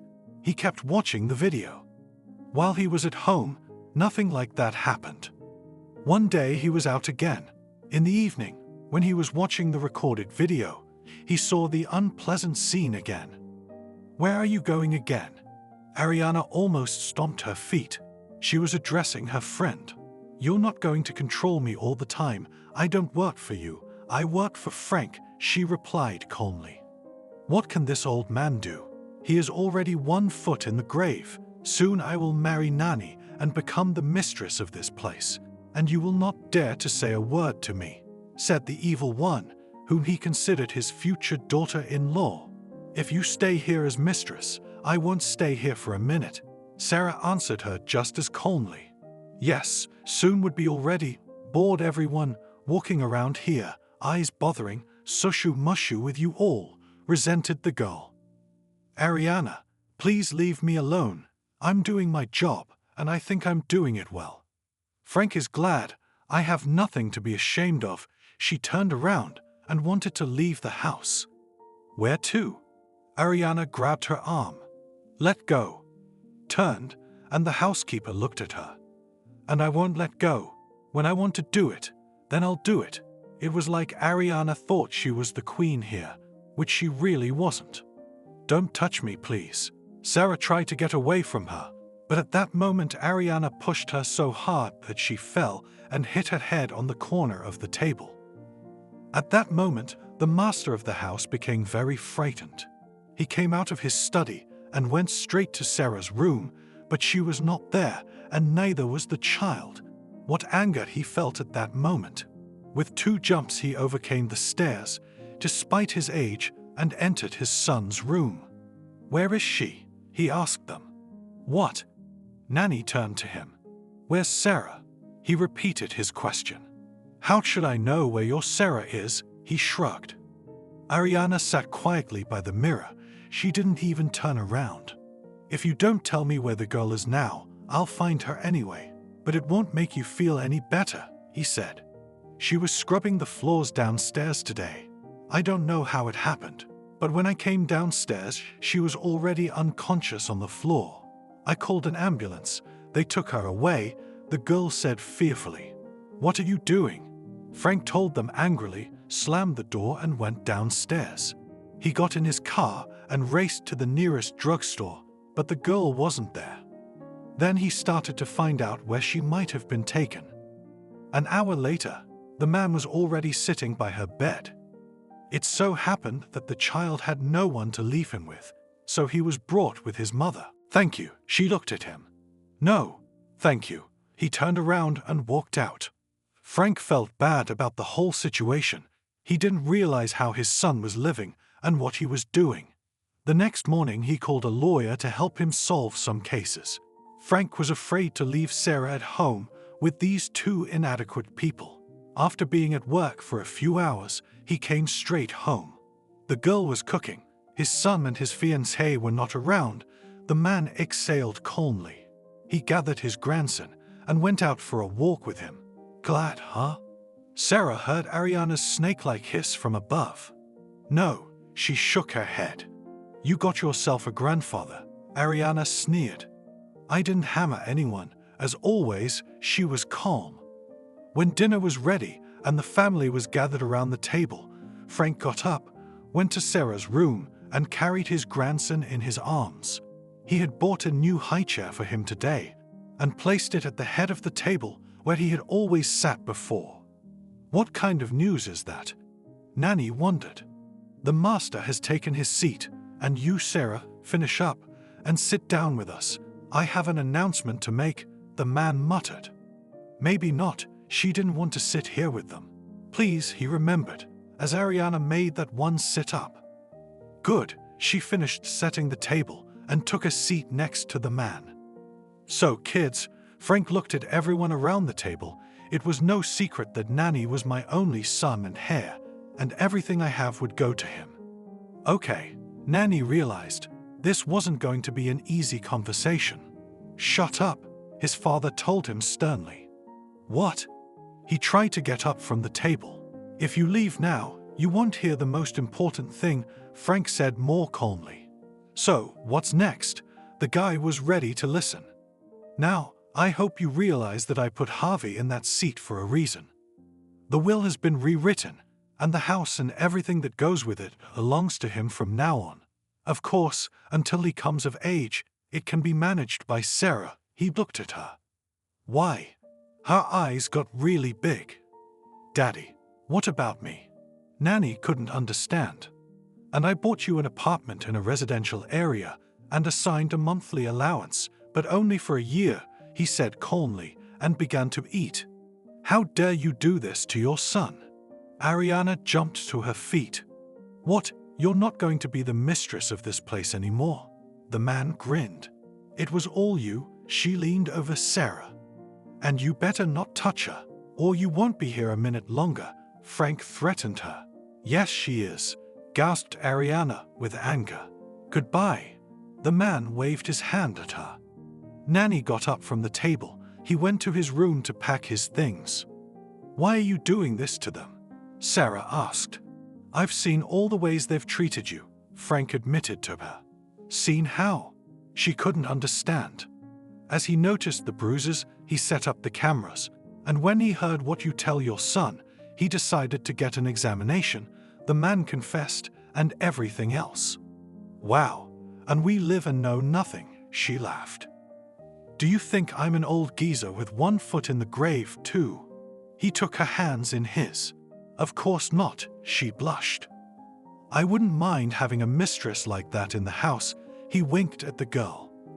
Frank, she didn't know what to say to him. Hopefully you'll soon get used to just Frank. The man stood up and took the boy in his arms. I'm at a loss, Sarah admitted to him. It's okay, I'm not suggesting you socialize as master and housekeeper, but as man and woman. If it doesn't work out, I'll raise Harvey like a grandson, otherwise like a son, he tossed to the boy, and he squealed with delight. When he said that, a couple was coming down the hall. When Ariana heard those words, she thought she was going to faint. Come on, why are you up? Nanny said to her. Back off, she looked at him with disdain. Yeah, I picked the wrong guy to woo, she said aloud. Are you still here? The owner of the house turned to her. Don't worry, we'll leave now, and I wish you all the wrong things, she hissed, glaring at Sarah. And happiness to you, the girl muttered to her and smiled. When the couple left the house, the father heard an argument going on in the yard. He went outside. What's going on? He looked at the driver and his son. The guard won't give me a car, Nanny almost cried. And he doesn't have to, Frank said calmly. What about me? Nanny waved his hands. Just like everyone else, you earn money. Learn to respect people. Then maybe you'll get something. The man came back inside. And what? Are you going to order me to take public transportation? Ariana snorted. I don't want to have to walk. I only have 100 rubles. He pulled a bill out of his pocket. And how could I get in touch with you? She almost cried. Frank walked over to Sarah. She didn't recoil or move away. So, are you going to give me a chance? The man asked her. Just not all at once, she laughed. Of course, I'm inviting you to the restaurant tonight. He kissed her hand. Okay, I agree. I hope you don't mind the gray color. She was referring to her dress. But promise me you'll let me buy something for you later. He smiled and looked at her. Frank went to his office, Sarah to her room, each thinking about the evening ahead and the fact that maybe the story with Ariana might not be over yet, and she would still show up in their lives. In the window of a passing train, she saw her husband and daughter. The truth was monstrous. There was a dim light in the old fortune-teller's house. It was rumored in the village that the fortune-teller had long ago turned 100 years old, but she still did not leave her craft. If the rumors about the centenary were true, the grandmother did not look her age at all. Her eyes were full of life. Her fingers nimbly lit candles and laid out cards. She looked intently at the photograph the night visitor held out to her. It showed a happy family, mom, dad, and daughter. They're alive. Alive. Heh heh heh, smiled Grandma after a long silence. I can see they're alive. And so are you, granddaughter. You're wrong, Selena shrieked. I buried them a year ago. I came here to have you confirmed, yes, dead, drowned, lost, so that I could live again. We'll at least try to try. And you're a charlatan, that's what you are. Alive is alive, Grandma said with a smile. It's a terrible sin to bury the living. You'll never be able to wash it off, my dear." Her throat tightened with indignation. Her anger seemed to choke her with its fingers. Her shoulders shook with sobs. For a whole year, she could find neither truth nor peace.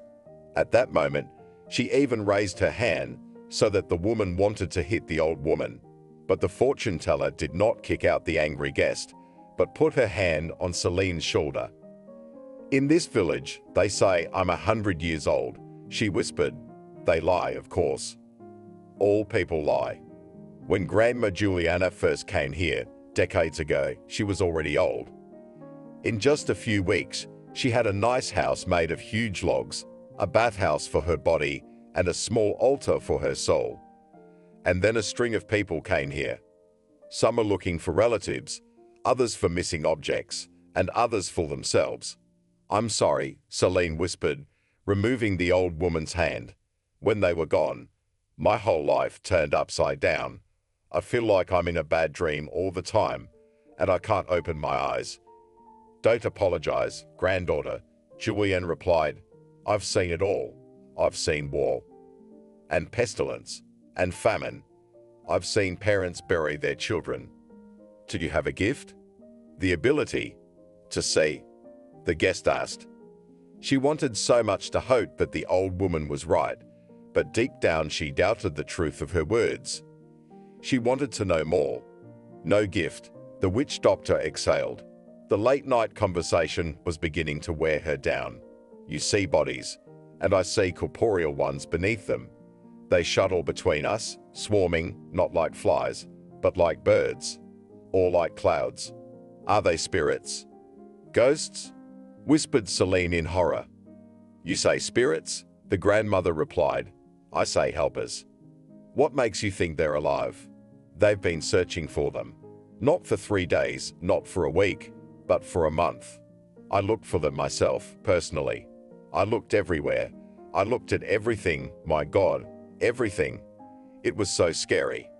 And you just looked at the photo and you saw it. How is that possible?" The grandmother sighed. She was beginning to lose patience, which is rare at her age. "How do you explain to a blind person what the sun looks like? You can describe the shape, color, warmth, but it would still be a pale shadow of what the sun really looks like." As soon as she looked at the photo, she saw the whole picture. Deception, betrayal, and true love. "I'm not 100 years old, granddaughter," yawned the fortune teller. "I'm not 100, no." "Please help me," Selena whispered. "Help me. I'll owe you for the rest of my life." "How would it quite help, eh?" Grandmother Juliana suddenly laughed in a hoarse voice, and her laughter made the guest feel frightened. She was reminded of the old women who used to scare naughty children. They invite you into their house, but there is no way out. Selena jumped up and rushed to the door. The sudden movement extinguished the candles, and the room was plunged into darkness. The guest ran through the old woman's house, fumbled for the entrance to the corridor, and it was a long praline. She kept running, fumbling with her hands on the walls in search of a handle. But no, only the endless surface, the relief of the huge timbers of which the walls are made. Suddenly a candle was lit in the distance, like a lone star in the sky. The guest obediently returned to her grandmother, her table, and the maps. "How long are you going to run around?" the fortune teller asked sternly. "You'll scare away all my helpers. Don't think you're the only one who's scared. The helpers can sense things too. And worry, you're scaring them, granddaughter, scaring them. It's not good." Selena's hands went cold. It seemed to her that she would never get out of this terrible house, where she had come of her own free will. She would wander in the dark, looking for a way out, or maybe Juliana's grandmother had other plans for her. The old woman kept smiling, and the sight of it sent chills down her spine. "I'm sorry," the guest whispered. "I apologize for calling you a quack. You're not like that, no. You're the real thing, the real thing." "A witch?" the fortune teller said, and then she moved as sharply as if she'd flown across the table. Selena could have sworn that the old woman's face moved toward her separately from her body. Even so, the guest replied defiantly, "I don't care who I go to anymore. I just want to know the truth, and I don't need anything else." "So I'm telling you the truth," Julianne sighed. "Your husband and your daughter are alive. But the truth, you won't like the truth. The truth will disappoint you, granddaughter." The fog was suddenly gone. Selena looked at her phone, 2 o'clock in the morning. In front of her is a tired grandmother who was old before she even came to this village. And her, Selena, with her eternal skepticism. If she wasn't ready to believe the fortune teller, why did she come? Why had she waited her turn in the gazebo for days? She certainly didn't have an answer to those questions. "You shouldn't have buried them," Julianne said. "I shouldn't have. It's a great sin, granddaughter." "How do you know?" Selena wondered. "I didn't say that. I see that the coffins are standing, and the wreaths and lamps have been lit," the fortune teller explained. "But the coffins are empty, and the earth does not accept them." Selena thought her grandmother had a rare gift indeed. That spring, when she had received the death certificates and organized the funeral for her husband and daughter, the ground was really frozen and couldn't be dug up. The ceremony was strange and long. She had never been to the cemetery since then because she didn't believe in it. "What am I to do?" she pondered, wiping away her tears. "If I leave everything as it is, I'll be tormented. And if I start looking, will I be disappointed?"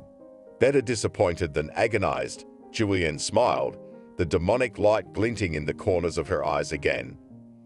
"Because the truth is very interesting." "Where do I look for them, grandmother?" Selene asked, wiping away her tears. "I'll tell you all about it," nodded the old woman. To the guest's surprise, all the old woman's teeth were in place. "Go to the station." And as Selene listened to the woman, the hairs on her head stood up. Every expensive hotel has its own fragrance, which should evoke the most pleasant associations with the place. A clock that shows the time in different time zones is a must. This way, the value of the place is immediately increased, and also fresh apples or candy at the reception desk to make the guest feel at home. The hotel, where a handsome man and a little girl entered, had all the trappings of hospitality. "Good afternoon," he said with a slight accent. "We booked a room. I'm not sure I filled in all the fields on the website correctly." "Oh, that American language. What's your name?"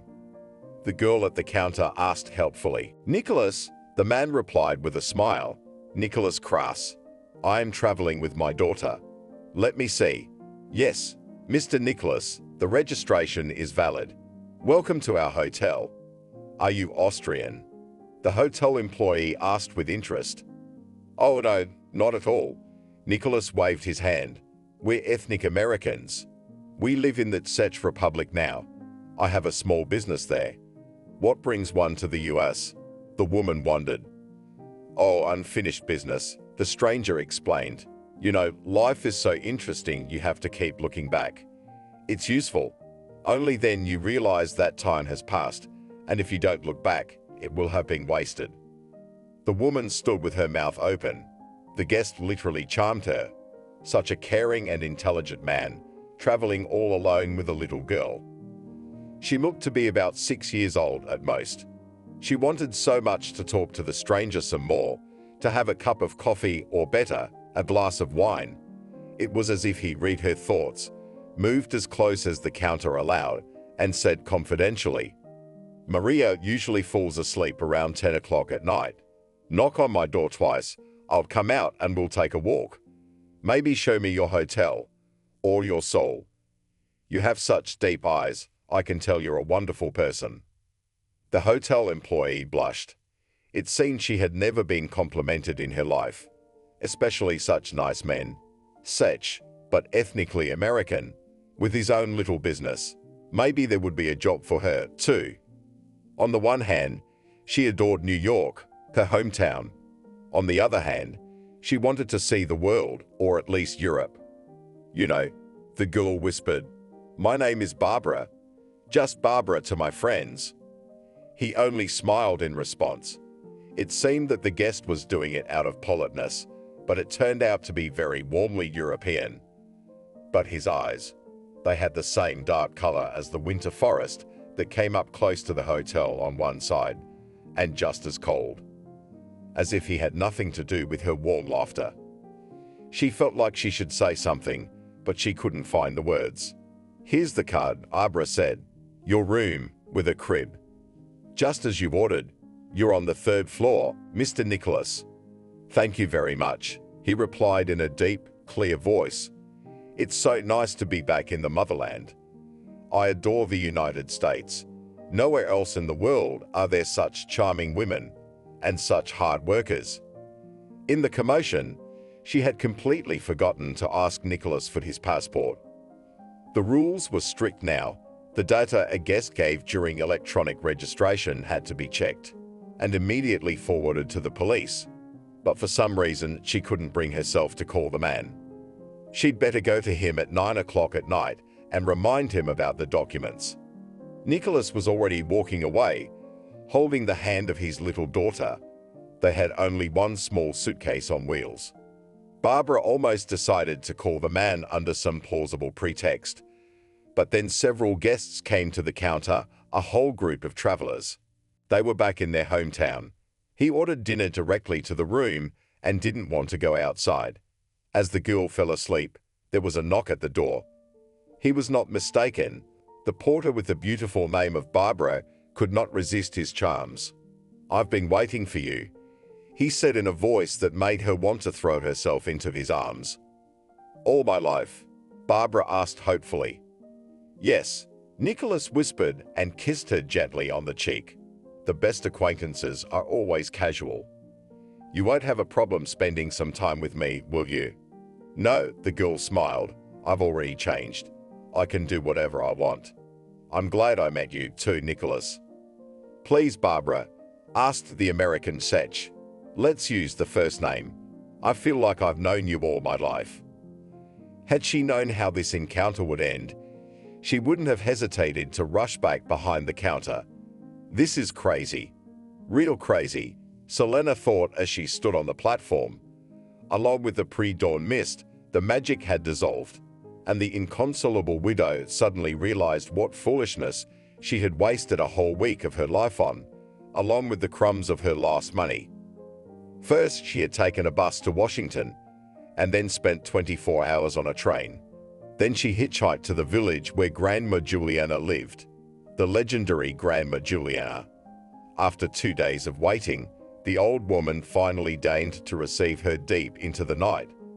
By this time, Celine's back ached, because for 2 days in a row, she had to sleep in the gazebo on some ridiculous tourist mat. There was not just a line for Julian, but a pilgrimage. "You're lucky," the young man who had set up a tent on the property told her. "I've been waiting for 2 weeks, and I may have to spend another month here." "What are you waiting for?" asked Celine. "I want to learn," the boy replied. "I have a gift." "Do you want me to tell you about you? Your name is Selena, you're from New York." "Well, let's just say I told you that yesterday." "Good," nodded the pilgrim. "You came here to find the killer, but we both know that the real killer is you." The strange guy who discovered the gift of clairvoyance stayed in the tent, and the inconsolable widow had the strangest night of her life. These events now seemed like a dream. Could something like this really happen?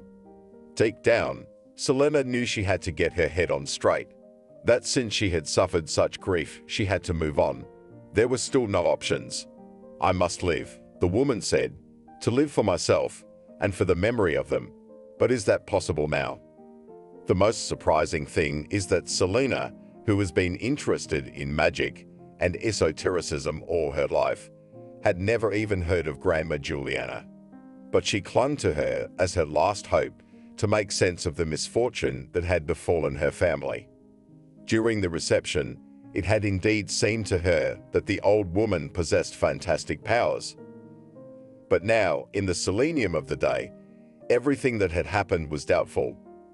At the psychic's behest, she must go to the place where the whole story had spun from, to her hometown, where Selena had met the love of her life, experienced the joy of motherhood and then the grief of loss. Although it had been over a year since she'd lost Maria and Michael, the wounds in her soul were taking their time to heal. Who knew that an ordinary vacation trip to Chicago would turn into such a terrible tragedy? It was all Michael's fault. He couldn't sit still in one place. He was in some kind of permanent movement, always ready to go somewhere, to do something and create. Why didn't I go with them? The woman questioned. Why didn't I go missing too? Selena couldn't make sense of her feelings and couldn't figure out whether she missed her husband or her daughter more. Probably both. In the days of her misfortune, she dropped everything and flew to Chicago. She traveled to every hospital, cemetery and morgue, visited dozens of offices. It seems that for the month that she spent by the sea, not even once did not even sleep a wink. All in vain. Michael and Maria had vanished into thin air. Why should she go back to New York? Only recently Selena had fled from this city on the Neva in shame and despair. In her heart she realized Michael was gone and so was Maria. Along with them, her quiet life and sleep and rest flew away. The search required a lot of money. She had to mortgage the apartment. This sum was spent on private detectives, lawyers, clairvoyants, all in vain. She couldn't show herself to her parents either. Her mother still blamed her for letting her granddaughter go on vacation alone with her father. Who knew you could disappear without a trace in Chicago? But there was one thing that did give her hope. After all, neither husband nor daughter's bodies were ever found, which means they might have survived, so there's still a chance. The car Michael had rented before he died had its front windows open. He must have fought to the last man, Selene thought. What a man! If they had left the car, they might have survived. After the incident, she was horrified to learn that such stories of cars being swept out to sea were not uncommon. She just never thought something like this could happen to her family. Until the last moment, she believed in the best. At the provincial train station, she saw the same guy who had spent so many days in a tent waiting for an audience. Selena turned away, but he had already spotted her and started waving. He ran up, despite his weighty backpack. "Hello," he said. "What, are you coming back?" "Yes," Selena nodded. "I'd like to be alone." "Can you imagine what my grandmother said?" The boy continued, ignoring her words. "She says I don't have any powers." "You quack. Probably just afraid of competition." "What did she tell you?" "It's nothing," Selene replied and waved her hand. She still hoped that Michael had simply lost his memory and that Maria was too young to tell her anything about herself, and that they would meet again.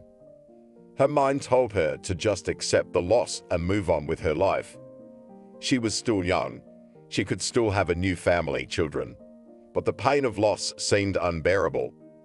Almost all the way to DC, she was entertained by this strange guy, talking about how he'd felt different since he was a kid, that people didn't understand him and were afraid of him, that he could read minds and see the future through his hands and eyes. Selena even agreed to let him read her fortune for that he had to sit on the side, and a few stations before Washington. A vision, he said suddenly, and the guy's eyes really did turn glassy. Seeing your world changing. How what you think is true becomes a dream. An officer with gold epaulets comes out of a glass door and takes you prisoner. Selena laughed, so amused by this performance. Her grandmother had been right. The traveling companion had no powers. What's his name, by the way? Waking up, the boy pretended to be very confused. He gathered his things, threw a huge backpack on his shoulders, and jumped out of the train. Selena smiled even wider. It wasn't until she got off at the train station in Washington, D.C., that she suddenly realized why this young psychic had decided to run away. And the realization of the truth made her want to cry. For the fourth day in a row, Barbara flew with happiness. She'd never left the walls of her home hotel. Why should she go home when she had a family of her own, almost her own? After all, in her 30s, she was not even married. Even a serious relationship seemed fantastic to her. Maybe it had something to do with her temperament. Barbara did not know how to demand or even ask, but could only hint. Maybe her loneliness was due to her work. 12-hour shifts completely deprived her of strength. And of course, one could always meet an interesting man for a one-night stand in a hotel. At first, she thought it was something shameful, but then she accepted it. After all, a fleeting relationship is better than no relationship at all. Still, her soul was still dreaming, if not of a prince, then at least of an interesting man who would take her away. It's impossible to have a relationship in this city, Barbara complained to her friends. Everyone is married, a drug addict, a gambler, or a cheapskate. I don't know which is worse. They just shrugged their shoulders. Everyone she had studied with years ago at the hospitality college had husbands and children. And some even had second-circle families. And only Barbara had had no luck on the love front, with only setbacks and defeats. Now that was about to change. Nicholas turned out to be a terrific man, intelligent, caring, well-read. It's as if he came from another reality. His daughter was incredibly well-mannered and polite. She dressed herself, washed her own clothes, and generally behaved much older than her 6 years. On the second day, Barbara replaced her new family's room, taking advantage of her opportunities. Nicholas was now living in an apartment with 2 rooms for the same money, and in one of them, they could spend the night together without the risk of embarrassing the girl. Barbara had to leave the room at 6 in the morning so that no one would notice them together. The hotel used to have its own security service, but the coronavirus and the tourism crisis that followed had forced the management to cut costs. Barbara knew the cameras on the floor were just for show, so she wasn't afraid of being exposed. Harry, a hotel owner in historic New York City, upon learning of the affair, would describe her behavior this way. This is inconsistent with the high standards of our institution. It is unacceptable to engage with customers. On the other hand, if the guest made the first move, you should have politely declined or quit the hotel. Barbara could hear her boss's voice in her head. Luckily, Harry was visiting his brainchild less and less often and was busy with other projects. The other employees, if they noticed Varia's unusual activity, didn't pay much attention. And who would judge her? Sophia, her replacement, who, because of the frenzied pace of work, also had a troubled personal life. Or the cooks and bartenders, who were changing at an unbelievable rate. The main question on Barbara's mind was how long this fairy tale would last. Would Nicholas take her with him to the Czech Republic? Or would he buy an apartment here, move in, and the 3 of them would live together like a real family? When she had a day off, she decided to give Nicholas and his daughter a tour of New York. She took them through the streets of the city. They saw the Statue of Liberty. "Here, it's the Statue of Liberty," she said. Then she showed them her favorite places, not the parade routes that tourists often take.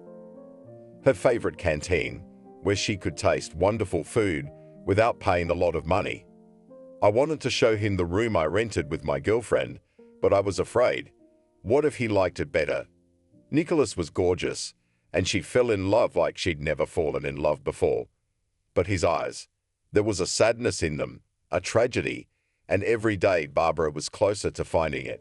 The girl sometimes withdrew into herself, and when she called to her, there were tears in the children's eyes. Nicholas, when Barbara had once casually said something about Mary's mother, had gotten all tense and asked to change the subject. It was obvious that the charming Czech didn't have a wife. At least not now. Of course, Barbara would have liked to know the truth, but curiosity wasn't that strong. If it's a family secret, if it's not customary to talk about it, let it be. Someday they'll tell it themselves. The young woman was more interested in another matter. Sooner or later Nicholas would finish his business in the United States, and then what? It was necessary to hint that she might be useful in Europe.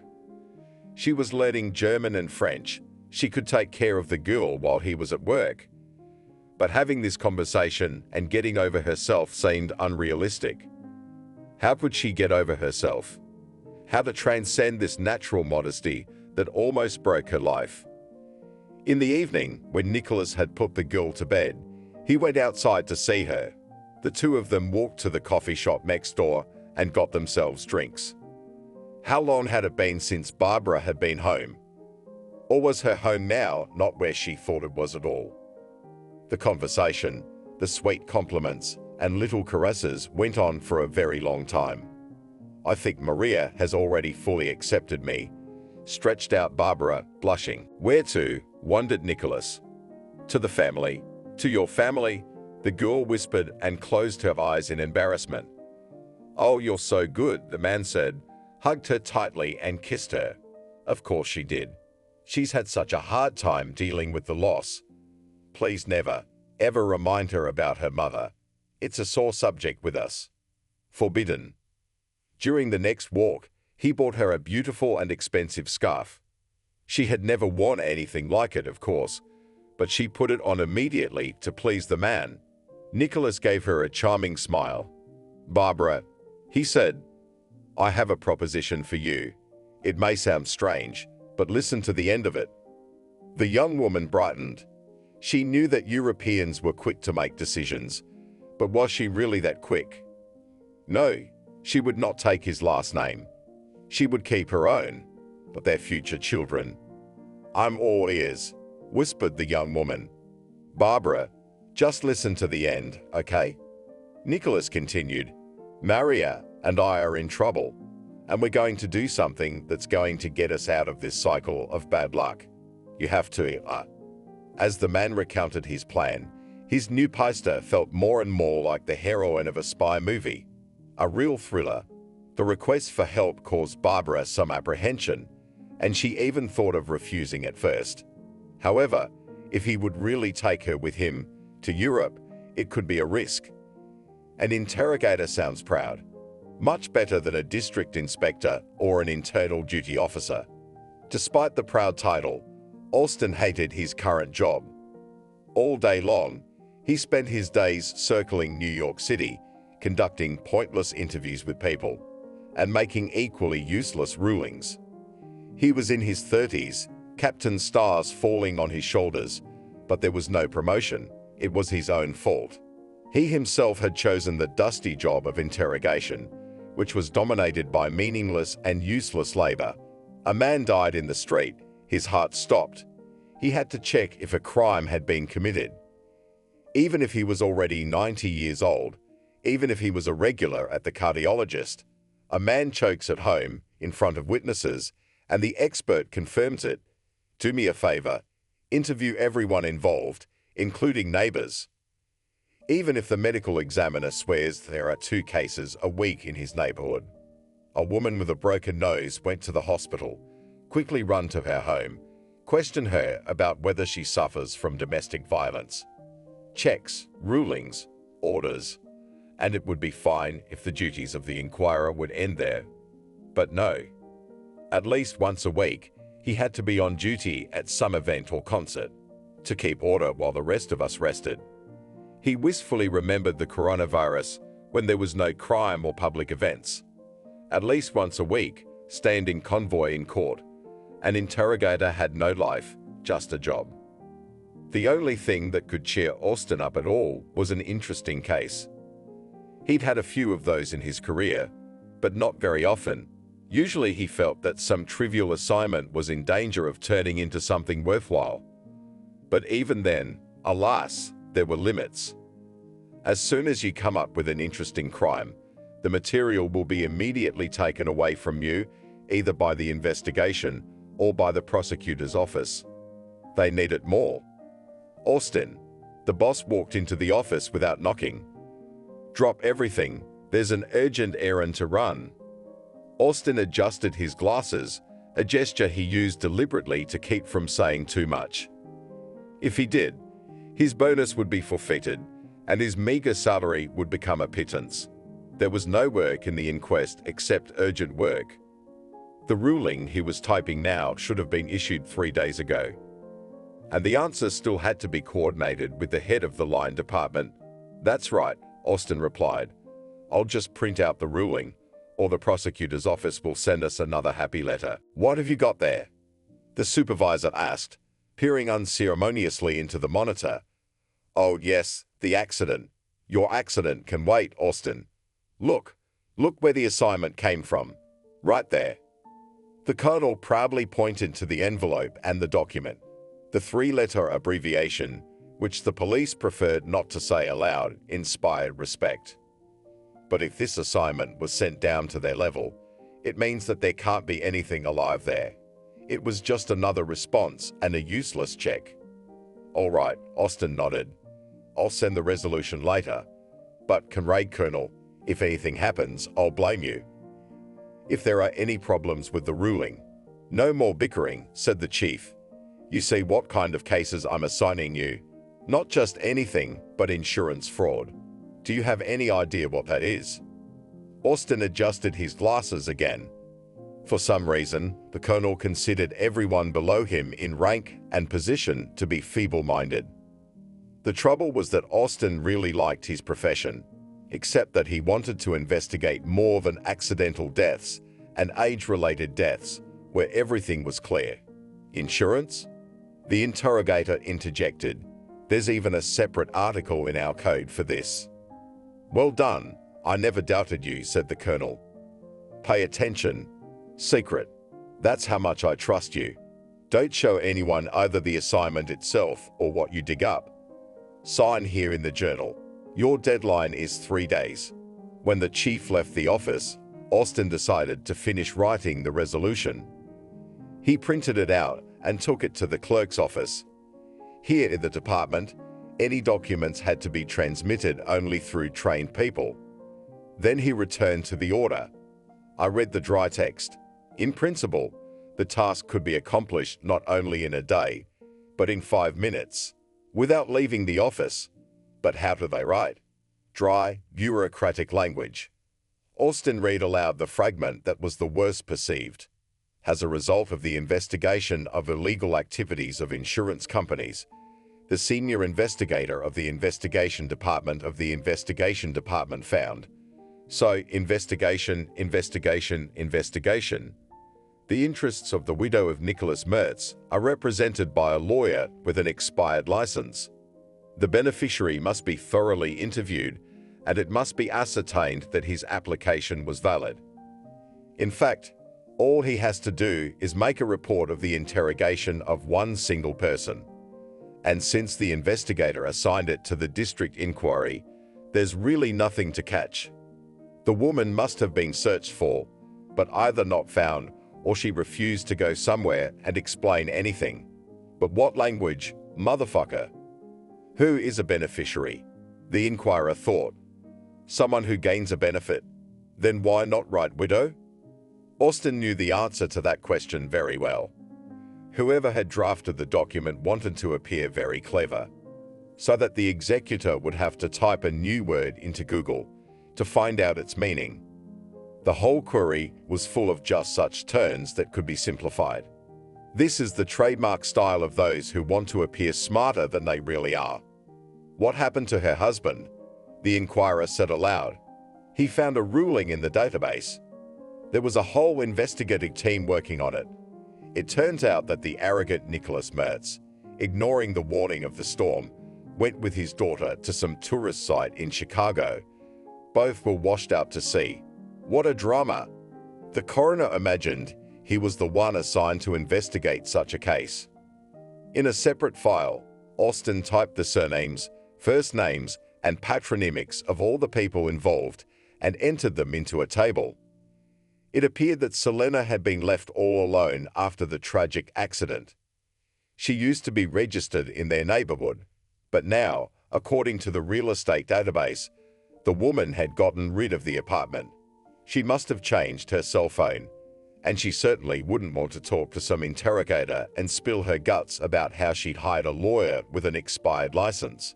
Nicholas Mertz was a strange man too. Shortly before his marriage, he had changed his last name for something. He used to be Kearns. Paradoxically, Neither the first nor the second name in the databases had nothing at all. No cell phone, no driver's license, no employment records, no medical records. It was as if he didn't even exist. Very interesting, Austin said aloud and continued his search. So, this Mertz was born in Berlin, but under the third name Ivanov. This was evident from the information about his parents.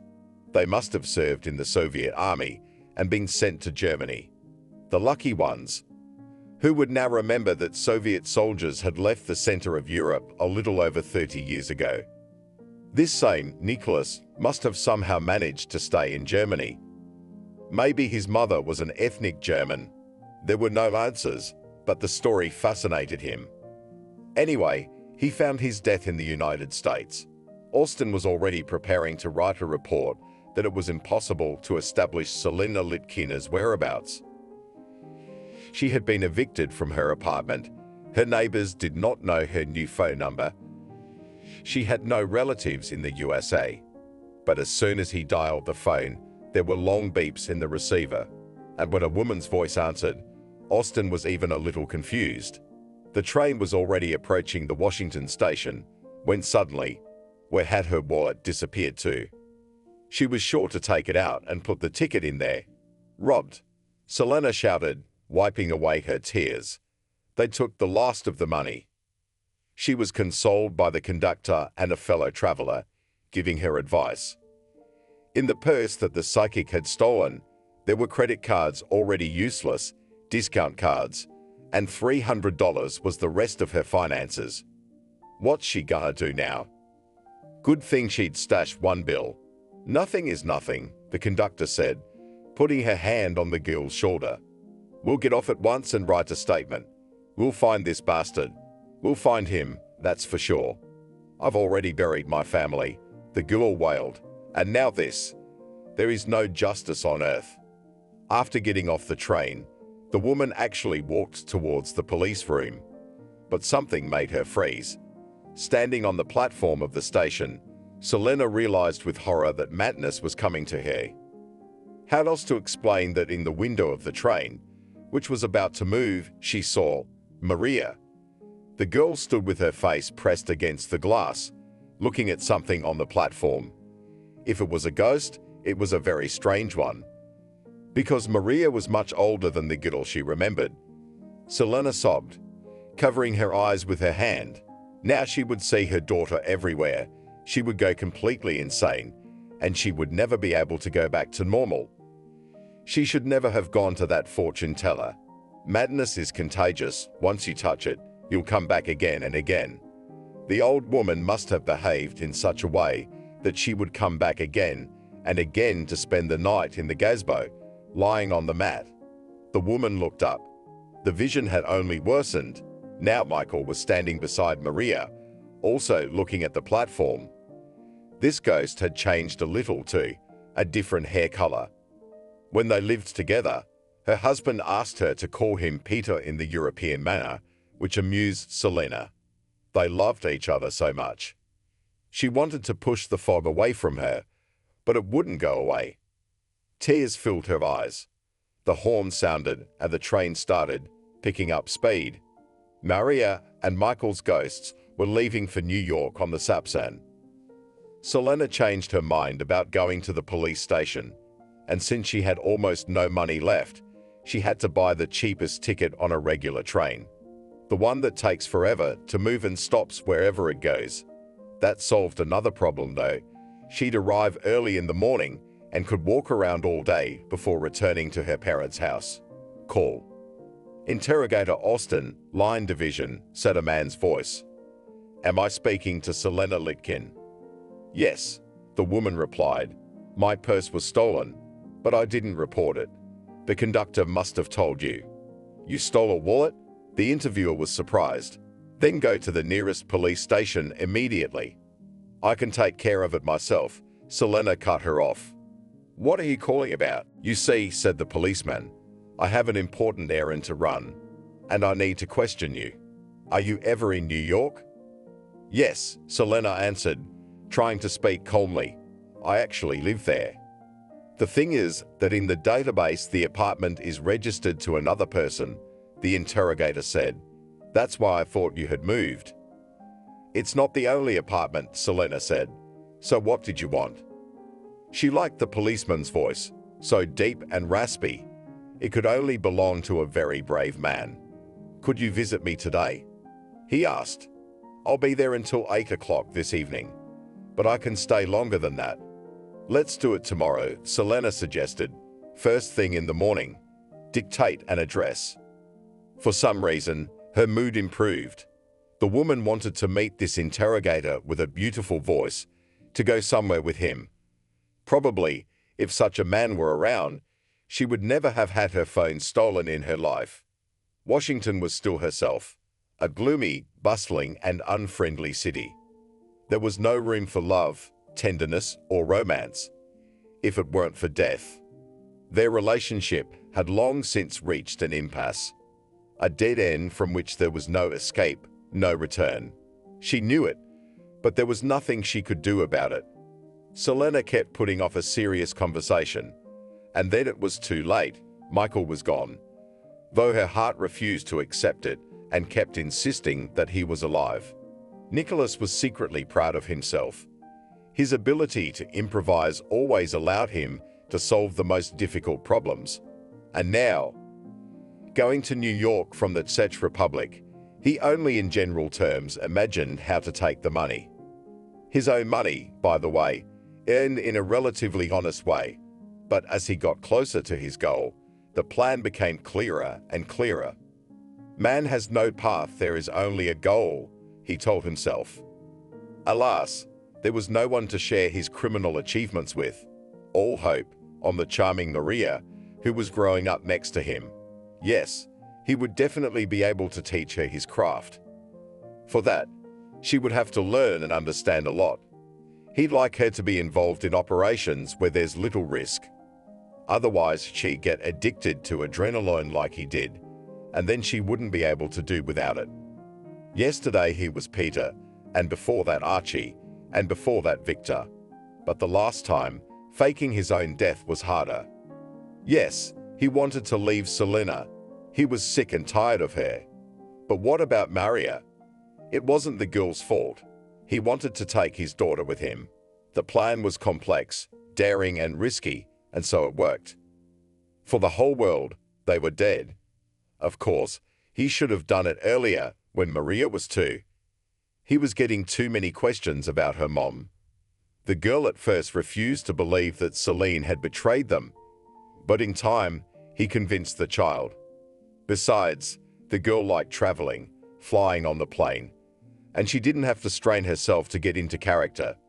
Nicholas noticed that with a child, documents are not checked as carefully as if he was traveling alone.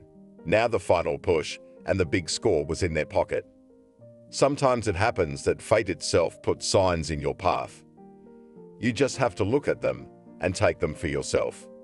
And yesterday, as soon as he saw a pretty woman, tactfully called a girl, at the reception desk, he realized that it was fate. She looked too much like her. Did he love Selena? Initially, he needed her for another scam that would only be conquered by a family man. Then he made the mistake of getting too deep into the role. But everything went even better than desired. Not only pulled off the case, but also became a happy father. So fate sent him Barbara like it did Selena. A beautiful, intelligent, gentle girl. Also shy and modest. The kind that fell in love with him especially quickly. We'll have to use it, Nicholas thought. And then, well then what? Throw it away, trample it, erase it from my memory. Austin had a great memory for faces. If he saw a person once, he could easily find him in a crowd. The main thing was to remember when and for what purpose the person was needed. The inquirer liked to go to work on foot, all the more so because the department was not far from the room that had become his temporary shelter 5 years ago, and then became permanent. Walking not only saved some of his modest salary, one could enjoy the sights of New York. This beautiful and gloomy city was one of his greatest affections. Today's story was still on his mind. What a villainous fate! so ruthlessly dealt with a handsome man and a girl. Walking home past the seafront, in front of the popular hotel with the poetic name North Wind, Austin saw an idyllic picture. At a table sat, as it seemed to him, a couple in love. Except, where had he seen the man's face? The interrogator stopped to get a better look at the family. He had to cross the road. I have so much to do. Austin thought, I have to run this stupid errand, and then I have to do the inspections over and over again. But he crossed the road anyway. Coffee cost a fortune in a place like this, but cigarettes were the same price as in the store. The pack of his favorite brand was running out, so he decided to do something useful, both to buy cigarettes and to satisfy his curiosity. But when Austin approached, he saw something amazing and couldn't believe his eyes, and he was glad he wasn't wearing a police uniform.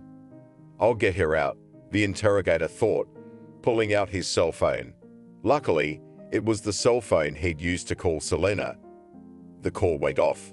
Trying not to give away his excitement, Austin stared at the woman beside the man he had identified without error, Nicholas Mertz.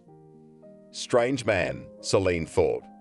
They seemed to have agreed that she would visit the department early in the morning, but a few hours later, Austin dialed her again around 10 o'clock at night while she was shaking in a train car and asking some stupid questions. Now his voice wasn't so appealing anymore. The policeman, on the other hand, was waiting for his guest the way something very good waits. Interrogators are always at the bottom of the law enforcement hierarchy. Austin had heard condescending remarks directed at him so often over the years that he should have gotten used to them, but not this time. Fate gave him a unique chance to prove that he was worth something too, or maybe a step higher. Suddenly, the door opened without knocking. I'm probably in a bad time. At the threshold of the office stood a woman who was still quite young and pretty. According to the instructions, everyone who comes to the office must be noted by the inspector on duty. Clarify the purpose of the visit and call the calling party. Apparently, Celine had managed to get in unnoticed. Come in, he said to his guest. Have a seat. What do I owe you? She asked. Not only did you called twice. I'm very intrigued by you. Instead of answering, Austin pulled out his phone, on which he took several pictures of Nicholas, or whatever his name is, with his family. Zoomed in on the face of the woman with the scarf. Looked like Selena, but definitely not her. Or was this all a con man's cunning plan? Austin didn't trust anyone. Tell me, please, the interrogator began. Where is your husband now? The guest's face turned crimson. She seemed angry, but she held back. Then hope flashed in her eyes. Then distrust. The silence lengthened, but Austin decided not to break it. How else would he get this lady to come clean? I don't know. Selena exhaled. I buried him over a year ago. But the coffin was empty. They say his car was swept out to sea by a wave. Patience ran out, and the guest began to sob. She wailed so much that Alex looked in from the next room to make sure no one needed help. Austin made a gesture with his hand. Go away. The guest calmed down. So you haven't seen your spouse since the day he went missing? The police officer continued his inquiry. At that moment, Selena's anger reappeared on her face. She jumped up from her chair, ran right up to Austin, and blasted him in the face. I knew, of course, that not the most intellectually gifted people go into the service. But this, I couldn't have imagined it. My husband is missing, along with my little girl. Your colleagues investigated the case. Wasn't it hard to ask for the files? Austin adjusted his glasses. It was hard for him to keep a nonchalant expression on his face, but it was worth it. He was trying to figure out if it was possible to play that kind of emotion. Probably not. I requested it, the inquirer replied. The case is still open. Then why all these silly questions? The woman shouted. To make me suffer. At this point, the interrogator realized that the exegesis could be stopped. If she was acting, She was very talented, but most likely, Selena really didn't know anything about her husband's fate. Besides, the policeman really wanted to brag about his talents and luck. After all, how else to explain his fantastic luck? "I believe your spouse survived," the interrogator said in a nonchalant tone. "Really?" the woman asked hopefully and wiped away her tears. "But why? Why do you think so?" "Because I found it," Austin smiled and held out his phone to her. "Here, look." Selena looked at the screen and the world around her swam. It was a good thing she was sitting up, or she would have collapsed to the ground. She easily recognized Nicholas, her pet, though his appearance had changed a bit. Though his hair was new and his nose looked a little longer, it was him. The oval of his face, his eyes, his mouth, the same one who had complimented her relentlessly and swore eternal love. "It can't be," whispered Celine. "It can't be. And you don't recognize this woman?" the interrogator asked. He zoomed in on the screen in front of the stranger's face. She didn't even catch Selena's eye right away. There was a woman looking at her from the screen who reminded her of someone. Who? White hair, red-rimmed glasses. Oh, that's... Oh my God! Selena wondered, wiping her hair. "It's me, isn't it? I mean, she looks like me. It can't be. This lady must have kidnapped them. She's pretending to be me, playing me for a fool. We need to apprehend her now. You need to apprehend her now. I'll prove that I'm the real Selena." The interrogator coughed and adjusted his glasses. On the one hand, he wanted to laugh. On the other, he had to keep his temper in check. He had almost solved the crime that would finally get his career off the ground. It was a string of atrocities. "I have some bad news for you, Selena," Austin exhaled.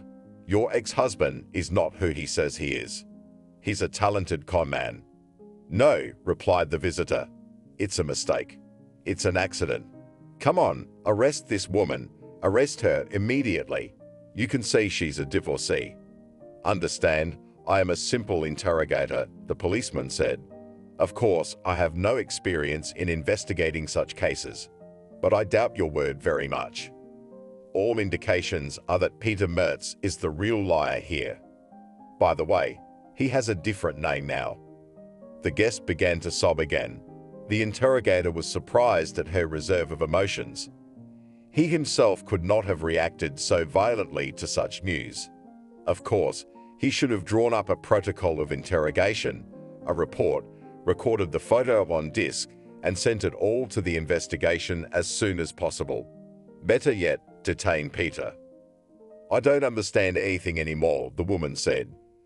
"And by the way, I have deceived you. I have absolutely nowhere to stay in St. Petersburg. I have no apartment anymore." "Here's what we'll do, Celine," Austin said after a brief thought. His plan wasn't flawless, of course, but it seemed reasonable. For the first time since Michael's disappearance, she felt interested in and attracted to a man.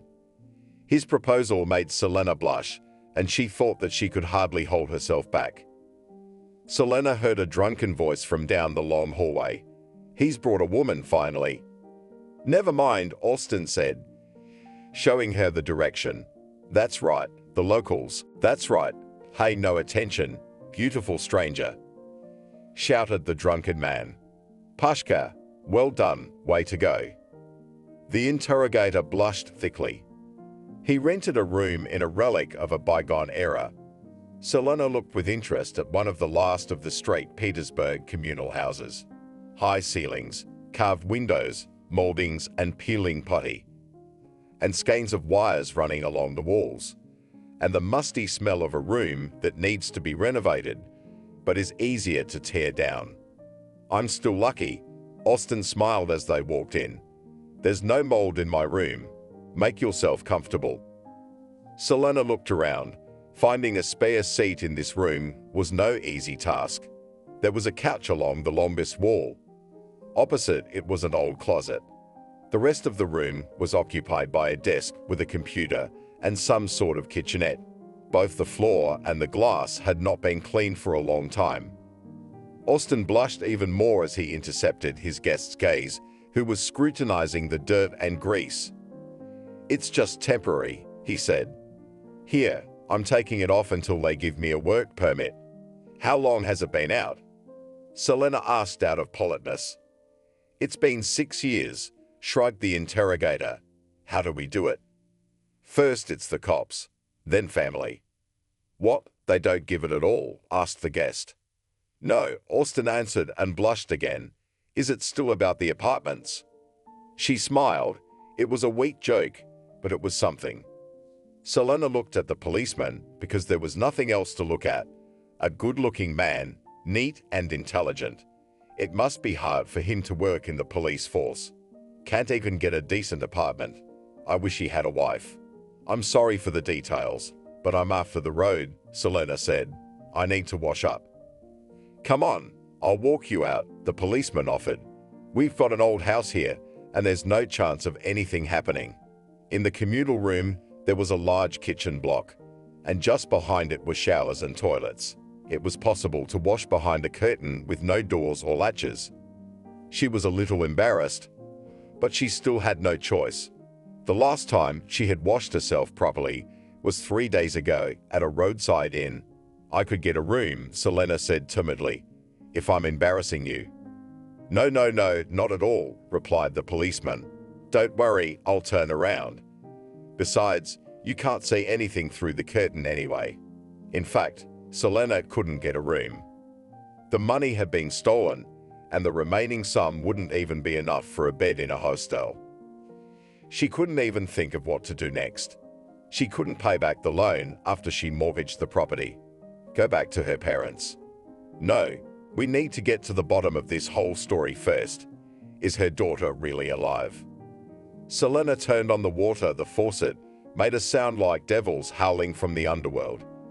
She remembered the mysterious visit to the fortune teller, after which she had decided to return to New York. Her grandmother Julianne had been right. Was it luck, coincidence, or a secret gift? The water from the faucet was barely warm, but Selena still felt pleasure. She was washing away not only the dirt, but also the past. Soon she would get her daughter back, find answers to all her questions, and live happily ever after. "I wonder," Selena thought, "is that man looking at me through the curtain? Staring?" There was no mirror here, but she realized that she looked good. Constant movement and lack of appetite had given her back her slim figure. She had naturally nice hips and neat breasts. And a pretty face too. Perhaps this flush policeman could solve one more of her problems, not just give her a place to sleep. "Austin," Selena said, peeking out from behind the curtain, "pass me a towel." The interrogator glanced at her, adjusted his glasses, and blushed again. She herself made her breasts appear from behind the curtain, as if by accident. Let him look around and appreciate his good fortune. Selena wiped herself all over, applied scented oil to her body, and put on fresh linen. She had to put her jeans and blouse back on, since the way to her room was across the hall. "What a blessing," she said when they got back to the room. "Austin, what are you doing for dinner?" "Well," the interrogator stretched out, "I usually eat a bun with kefir. And you, if you want, you can boil your own pasta. Or buckwheat. I've got a lot of stuff to choose from, don't be shy." Selena opened the bachelor's refrigerator. Not much. Chicken eggs, melted cheese, and in the freezer there was a chicken fillet. Pasha had a multi-cooker in his room, surprisingly clean. He probably didn't use it very often. Selena finally chopped the frozen fillet, fried it, then added water and boiled the pasta right in it. When the water evaporated, she cracked a chicken egg into it and tossed in some cheese slices. It was good. "It's delicious," said Austin, eating the pasta with delight. "It's delicious." You see, Austin, what one woman can do. Cook a meal and warm a bed. "No, I'll go to a friend's place," the interrogator said embarrassedly. "I have a friend living in the next room. He has a bunk bed. And you sleep. Don't be shy." "Don't be silly," Selena said. I can see that this catch falls out. I can cook more than just pasta, you know." She hugged his arm and began rubbing his muscles. The cop appeared to be a trained, pleasant to hold, but Austin gently reached his hand out. Then she put her arm around his shoulders and tried to fondle him. "No," he said. "No, you don't. I can't do that." "Am I ugly?" Selena said indignantly. "You don't like me." "You do," Austin replied. "It's just, I'm at work. Why don't you guys go to bed? I'll be right back." Embarrassed, he stalked out of his room. Yes, this was not how he had envisioned an evening in the company of this woman. But no, one must not give in to temptation, work first. In the evening, he had sent an urgent request to the insurance company and would soon receive a reply. He also requested the details of all the guests at the hotel with the poetic name. There was only one man and a girl. That's how Austin got the con man's new name. This crook would hardly wait long. Every new day was a risk for him. Walking towards the showers, Austin slammed himself on his pocket. He had forgotten his phone in the room. He thought it was no big deal, but he was wrong. Insurers are fat cats, Nicholas liked to tell his daughter Maria. If you only knew how much money they make from our fears. Fear of what? The girl asked. She was bright, of course, but not as bright as her father would have liked to think. On the fear of death, explained Nicholas. Loss, bankruptcy. But that's okay, baby. I'll pay them back for all the wrongs done to me.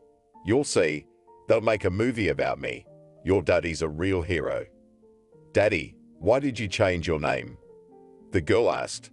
I told you it was a big secret, hissed the man, clearly losing patience. Please don't bring it up. Daddy's name is Nicholas, okay? His plan is on the home stretch.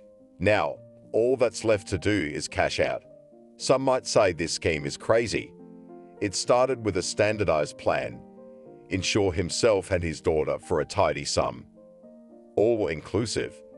Accident or natural disaster, overseas or domestic maximum coverage. Then fake your own death, and your daughter's death, of course.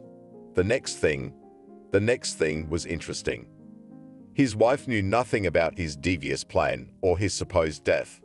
What's more, she didn't even know about the insurance. All correspondence with the company after the accident was handled by Mickey's lawyer, and if the company had decided to contact the widow, everything would have fallen apart. But the con man knew that wouldn't happen. Even an experienced investigator wouldn't recognize this man as Nicholas, or Peter, for that matter. Instead of a thick head of hair, an unsightly bald spot. A ridiculous belly that's about to rip a button out of his shirt. Then there's the freckles, the blue eyes, the jutting jaw. Could you please come to the office? His employee politely asked him over the phone. Oh, Mickey replied, my client has no money at all, and my time, costs a lot of money. But we need a personal presence. The employee did not back down. I apologize, but I sent all the documents, the lawyer said. In addition, according to Article 28, Paragraph 1, and Nicholas began to recite from memory the legal provisions according to which communication with the insurer can be conducted remotely. That the client has a right to privacy, which is why he hired a lawyer. That you should respect other people's feelings. The employee on the other end of the line sighed, but kept her line. You see, said the girl, it is required by the security service. Look carefully, it's written in the contract. Mickey only smiled slyly. He had foreseen this scenario a long time ago. He'd been prepared for it for a long time. Well, the lawyer sighed. Let's do it this way. Next week, when I have a window between trials, I'll let you know. In advance, of course. But that kind of mistrust, of course, makes it impossible for me to speak favorably of your company from now on. Mickey's a highly sought-after lawyer, so it was up to the head of the benefits department to accommodate him. A very busy man, he was only able to visit the office on Wednesday, the third day after he and his daughter arrived in New York. You should see the way Mickey moves. He's got the walk of a winner, a master of life. The kind of man who can afford to look the way he wants to look. I don't have much time, the lawyer said together with a greeting as he entered the office. Have you done the paperwork yet? Yes, of course, the man replied. You realize how much money this is, even for our company. Ho ho ho, laughed Mickey. Tell me something about the big money. I know your whole company like the back of my hand. How you like to challenge even the tiniest payout in court. Yes, but try to get a word in edgewise with the insurer. I'm still surprised you didn't make my client swear on the Bible. The lawyer pressed him. The man had suffered such grief. Luckily, I did a legal review of the contract myself. There were no grounds for refusal.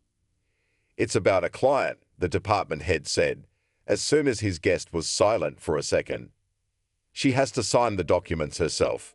It's a security requirement. If you don't agree, go to court. There was silence. Mickey weighed the words of his interlocutor on his fingertips. Well, said the lawyer to the head of the benefits department, my client is depressed with grief. I don't know if she can come in person. Give me 1 minute, I'll call her. Without waiting for an answer, the lawyer went out into the corridor. From behind the door, the insurer could hear the lawyer explaining something emotionally to his interlocutor. His voice was beautiful and well practiced, so you wouldn't want to argue. 5 minutes later, the door opened again. I talked. It's just a formality, the insurance company representative said. All she has to do is sign and she'll get her money.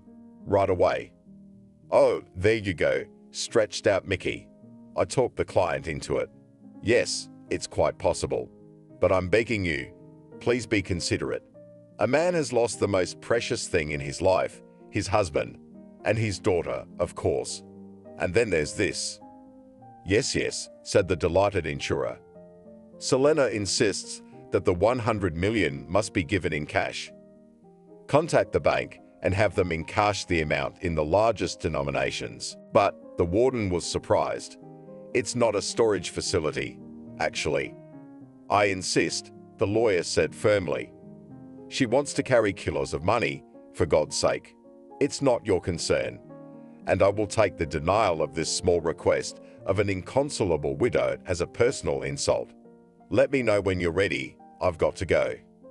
Mickey didn't even shake his hand, but walked toward the door with a victorious gait. Soon he would receive a tidy sum and head back to his hideout in the Czech Republic. Nicholas, alias Peter, alias Mickey, was sure that his plan was doomed to success. If only the con man could know how wrong he was. Using his powers of authority and a semi-secret assignment, Austin got the whole story. So, this Nicholas Peter wants to pull off a noble scam. He faked his own death, and to avert suspicion from himself and the death of his daughter. He took out an insurance policy so his wife wouldn't even know about it. He corresponded on behalf of the lawyer and made it look as if the inconsolable widow herself did not want to see anyone. What a hard worker, the interrogator said with delight. Yes, he deserves respect. I'm sure the scam wasn't the only one. Austin had received information about the conman's current data even earlier. As is customary for foreigners, they were sent to the local police department, and they're carefully placed in the database where they could be accessed by any employee if necessary. Austin was faced with a difficult choice. On the one hand, he had to inform his boss that a trivial 3-letter agency assignment had solved a serious crime. On the other hand, he could take all the credit for the tracker to someone else. No, that's not what he'll do. Like a hunter, he would rush fearlessly at his prey and throw it at the colonel's feet. You should be lucky, the interrogator said to the invisible interlocutor. After that sleepover, she never asked him for help again. Luck likes preparation, and I've been preparing for it for 10 years, no less. So he now knew the exact day and hour when the crook's accomplice would come for the money. Friday, 4:00 p.m., give or take. The interrogator decided to rent a car share for the day to go out. He didn't have his own car, of course. park across the street at 2 o'clock. And wait. To ambush him, Austin took a day off work. His boss looked at him with round eyes, but the interrogator was adamant. "I apologize," Austin said, adjusting his glasses. "But I've got a month's worth of time off. I'm only asking for 1 day." "And what is it that you want to do so badly?" For the first time in the years of their acquaintance, a slight smile ran across his face. "Is it really a woman?" "You guessed it," said the interrogator. "She came here, a woman from out of town. She asks me to take her to the historical center, to take her to the bridge. Well, you get the picture." "All right," said the boss, "but just 1 day. And to come to work as usual at 7:40. Is that clear?" "That's right," Austin replied. When he got to his room in the communal apartment, he couldn't calm down for a long time. He replayed the smallest details of his operation in his head. How he would take down the crook. From the back, of course. How he put the bracelets on him, load him into a car-share car. Of course, police regulations required at least 2 officers to both apprehend and escort criminals. But sometimes instructions could be ignored. Austin also longed for Selena. Why didn't I give her what she wanted yesterday? He thought, I'd basically wanted the same thing. However, as soon as he apprehends the crook and solves the most complicated crime alone, he is sure to get a promotion, and with it a raise in salary, a nice apartment and women. It is only necessary to be a little patient. With these thoughts, the policeman fell asleep and woke up only by the alarm clock. The interrogator could not wait. He immediately rented a car, not some budget Volkswagen Polo, but a luxury red Ford Mustang. It didn't have car share stickers on it, so it would attract a little less attention. Plus, this car had no rear doors, so the twisted criminal wouldn't be able to get away with it. Although the interrogator had originally planned to set up an ambush at 2 o'clock in the afternoon, he decided not to delay. Already at 10 o'clock in the morning, his Ford was parked across the street from the office of the insurance company. He decided not to eat at all, but to drink water in small sips, so that his physiological needs would not become an obstacle to his triumph. Austin sat in the car and waited. It turns out that ambushes are very tiring. There were dozens and hundreds of people walking past him. It wasn't the busiest place, but New York was never empty. He watched them, trying to memorize details. The seat in the car was very comfortable, and even after 2 hours from the beginning of the ambush, neither his back nor his legs hurt. From time to time, the policeman started the engine and turned on the massage mode. Yeah, he thought, if I were to sit in an ambush, it would be in a vehicle like this. It's a dream. Well, so he'll be able to afford a nice car too. Maybe he'll even have a driver in his new position. Not a personal driver, of course, but that's okay. So he could dial him and say, "Jack, 5 minutes." He was snapped out of his pleasant thoughts by a strange picture. No way. Austin, an interrogator with 8 years' experience, couldn't believe his eyes. Into the office of the insurance company walked Selena. She was looking around restlessly, and she also wore glasses. But having seen the face once, he would never forget this woman. It's only 1 o'clock in the afternoon. What was she doing in the office? Austin got out of the car, ran across the road, and lurked at the side. He pretended to watch his smartphone, though he hadn't even unlocked the screen. It had been quite a while, 30 or 40 minutes, when a woman came out of the office. She was holding 2 large bags in her hands, and judging by the change in her gait, it was hard for her to walk. The interrogator followed her. There can be no doubt she took the money herself. How did he miss the widow? The triumph of her apprehension could hardly compare with the capture of the ringleader. The husband must have risen from the dead and persuaded his wife to help him. Well, we must act. The interrogator quickened his pace. "Selena," Austin said as he approached his ward. "Svetochka, where are you going?" The woman set down her bags and turned around. There was no worry, fear, or doubt on her face. just a huge smile from ear to ear. Suddenly, Selena raised her hand so sharply that Austin didn't even have time to blink an eye, and the light went out for the inquirer. Selena now felt deceived twice. First, it turned out that her hubby wasn't dead, and then the interrogator, who looked like an ordinary nerd, was squeamish about her gorgeous body. She's still full of life. So Selena decided she had to do something on her own. Finding Peter was easy. All the information she needed was in the inquirer's cell phone. When he denied her sex and retreated, he'd forgotten it. Plus, his screen lock is a simple zipper. That's the first thing that popped into her head. In a separate file that was in the open apps, she found a notepad where her and her husband's details were written. Even the name of the hotel and the room. Getting past the desk clerk proved to be an easy task. She just walked forward toward the stairs and no one called out to her. It must not be customary to ask guests questions. When she got to the third floor, she was lucky again. Walking down the hallway was her husband. She ran up to him and slapped him in the face. Peter stood there like a thunderstruck man. It wasn't her who saw the dead man, it was him. He rubbed his cheek and remained silent. He hadn't changed a bit. He was still handsome. How could she not have noticed that wormhole in him? How could she have come up with such a plan? And all for what? For money? Well, Selena said, looking at her husband, that's how you are with me. I've already buried you, and you're safe and sound. The man was confused. His eyes ran left and right down the corridor. Let's move away, he said, and pulled her to the side. But the woman pulled away and pushed him away. No. Selena was indignant. I have to see her. To see my daughter. The one you took from me. Svetoka, he said in a languid voice. It's a very long, scary and fantastic story. I don't even know how to convince you to believe me. I'm guilty, yes guilty, but not in the way you might think. I'm in no hurry, the woman replied. Come on, tell me your fantastic story, before I call the police to put you in jail. How did you find me? He asked. Peter, Aka.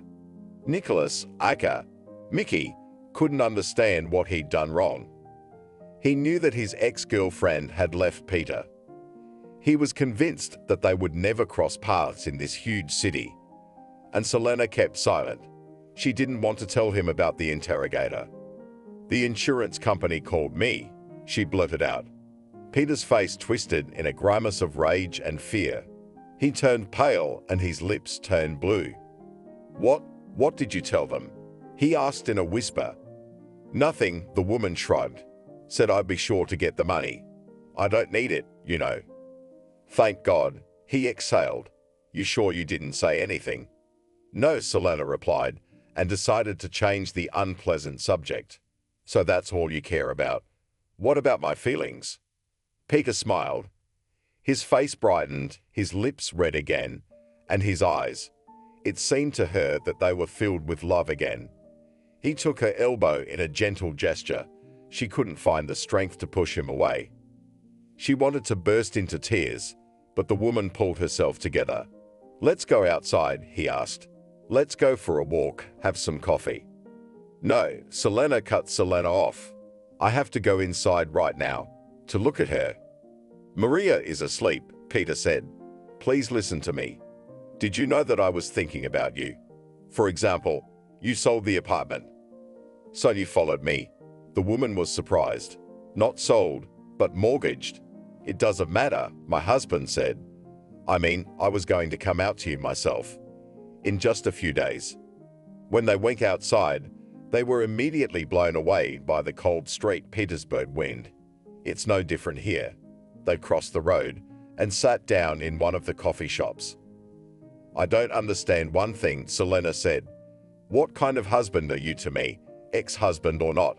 I'm officially a widow, by your grace. Don't scold me, Peter asked. You'll find out now. A little sooner than I expected, but... And he did tell her a story. As fantastic as Julienne's grandmother's story, but as Selena listened to her husband, she believed him more and more, and by the end of the story she doubted everything but Peter's honesty. Gradually, her eyes returned to normal. Some kind-hearted people brought him to the toilet of the cafe, where the interrogator washed his face for a long time. The pain was unbearable, but the cause was not a chemical burn. No, with Selena, his career rushed past him, and she'd blasted him in the face like a wild animal. But the problems didn't end there. Pulling out his cell phone, Austin saw a dozen missed calls. He couldn't hear the calls because he had set his smartphone to silent mode. They were dialed by the same person who signed his name simply as Chief. Had someone reported to the police that an unknown woman had sprayed tear gas in a police officer's face? "Hello," said the interrogator, trying to put a relaxed tone to his voice. "What's up, slacker?" roared the chief. "Have you had enough of your women?" "Not yet," replied Austin. "What happened? What's wrong?" The warden shrieked. "He's still asking. To the department. To the department, quickly." The interrogator had no way of knowing where he was. He even had to turn on the navigator to figure it out. Yeah, right next to the insurance office. Someone must have seen it when that woman sprayed gas in his face and helped him to the bathroom. His eyes were still watering, so Austin didn't want to drive the rental car. He called a cab. The interrogator walked into the department looking like he was going to the scaffold. "What do I do?" "Deny it. He'll never admit he was trying to catch a con man. There's no report, no paperwork. It's all in his head. He'll write a detailed report that he decided to follow a suspicious woman and she sprayed him in the face." "Hello," Austin said innocently, walking into the supervisor's office. "You wanted to see me?" Surprisingly, the colonel was sitting modestly in his chair, and on the chair of the head sat some red-haired man, and not just sitting, but throwing his feet on the table, unheard of impertinence. "Showed up," said the warden. "Hero lover, you've had enough, haven't you? Look who's here for you." Austin looked at the red-haired man. He didn't look like a very nice man. A crumpled sweater, a shabby jacket, boots with huge soles. But since he not only took the chair of the chief, but also threw his feet on the table, the man is not easy. It was evident from the prickly eyes. "Hello," the little man said, removing his feet. "Hello," replied the interrogator. "With whom do I have that honor?" "It's Fox," said the warden, and turned off your pontoon cutter. "A fox?" Austin was surprised. It looked human. "That's my call sign," the man explained. "Does Fox have a name?" The interrogator insisted. "Names are not allowed for operatives," said the guest, standing up. "Oh, you screwed up, Captain. You screwed up." The colonel took out a handkerchief and began to wipe his face restlessly. Sweat was dripping from his forehead.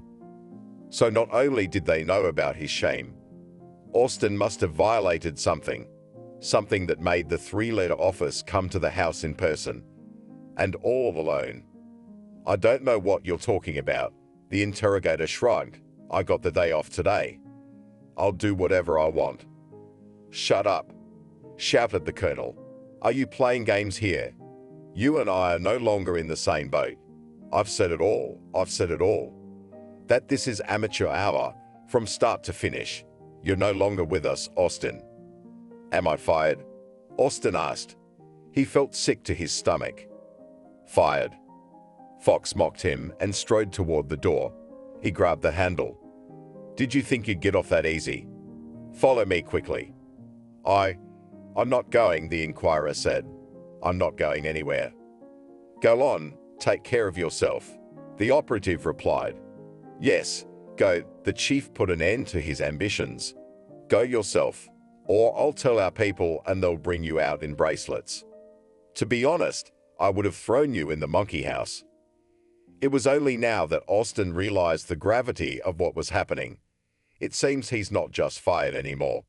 Would the policeman of yesterday now become a prisoner? Austin felt scared and sweaty. Selena took the interrogator down with ease. Her hand was being pulled by the gigantic sum of $1 million. Yeah, Peter's plan was good. How clever of him to set her up to suffer, grief-stricken, and so that no one would ever think that her emotions might not be real. What a scoundrel, thought Selena. I almost lost my mind. And still what a man. He rented her an apartment 2 blocks from the insurance office, and she had already met Maria. The girl said some strange things to her. She even looked at her with suspicion.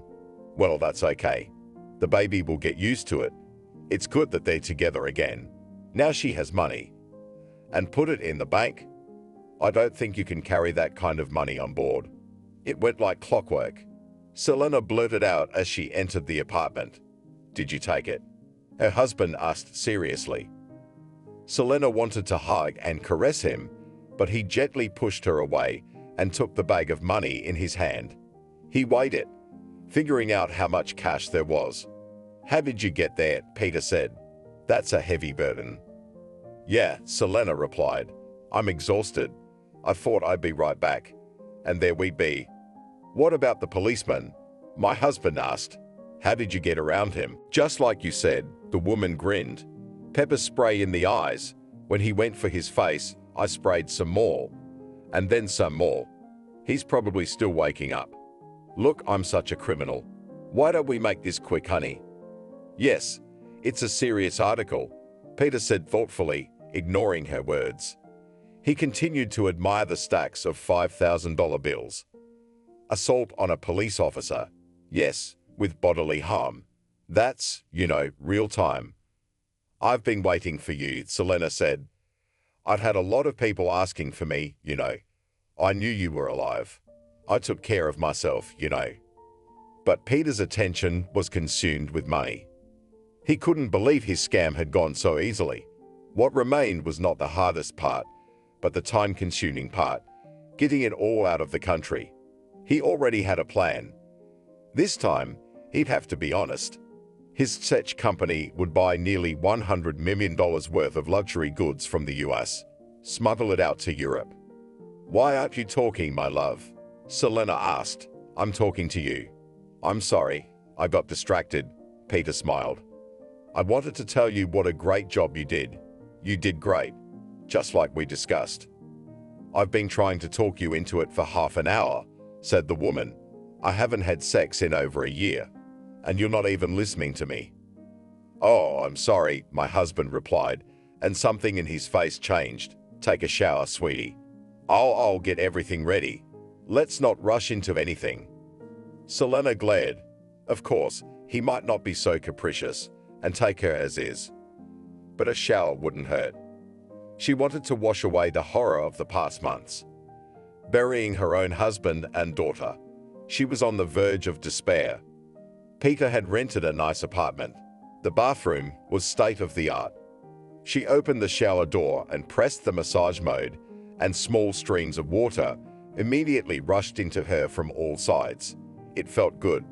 Selena remembered washing herself in the communal room a couple days ago and hitting on that policeman. Oh my God, it was disgusting to think about. Was she about to fall into Peter's arms? She rubbed the shampoo on her body and imagined with pleasure how he would caress her. What a man! He'd arranged everything so well. Meanwhile, Peter counted the stacks of money and made sure every dollar was there. Well, he was lucky to have Selena. She was the most honest and decent woman he'd ever met. He'd liked it at first, but then he'd gotten annoyed. A man can't be that good 24/7. At first, he thought of just leaving. Sooner or later, the police would have her in custody. What do they have on him? Nicholas Crass has impeccable credentials. There will be a real diplomatic scandal if he's detained. What's more, he's dead to everyone but this interrogator. But as far as Peter understood from his wife, this policeman was running the operation alone, without informing anyone. When he realizes he's been duped, he'll just throw the ends in the water.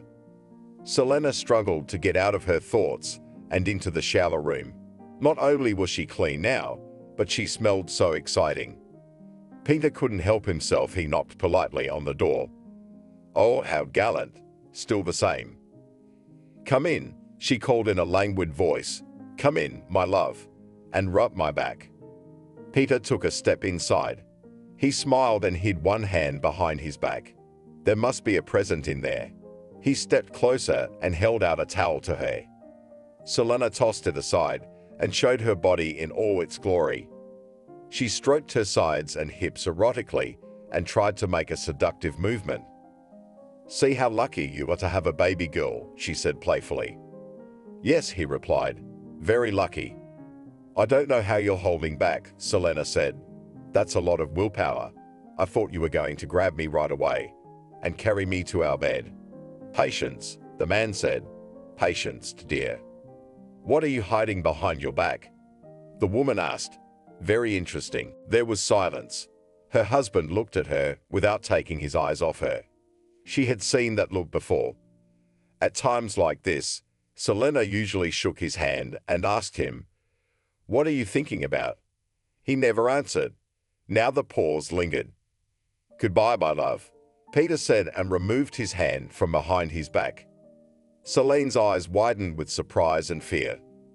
She suddenly felt cold standing naked in front of the traitor. Fox drove like a real hooligan. He was driving an old Mercedes, which seemed to have a very powerful engine under the hood.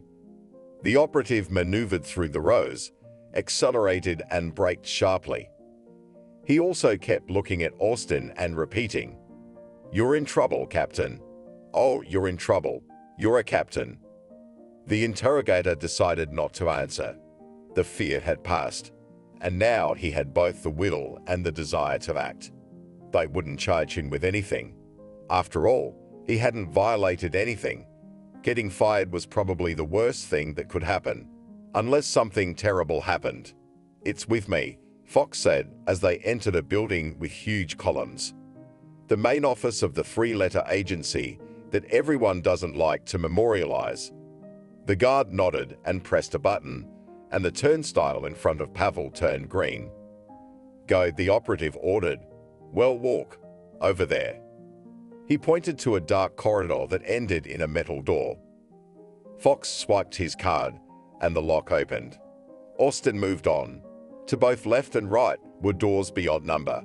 As they walked down the corridor, the interrogator saw an interrogation room, just like in American movies. "What interested?" smiled the operative. "Do you know him?" "First time I've ever seen it," lied the interrogator. "Well, talk, talk," Fox sneered. Behind the glass was Nicholas, aka Peter, aka Mickey, aka God knows who else. So the con man had been apprehended after all. The coroner was relieved. There were two men sitting in front of the con man, questioning him. Fox swiped his card, pressed a button, and could hear what was being said behind the glass. "Attempted murder," one of the investigators stretched out. "Okay, he'd be running his scams like he always does. But no, he's getting wet.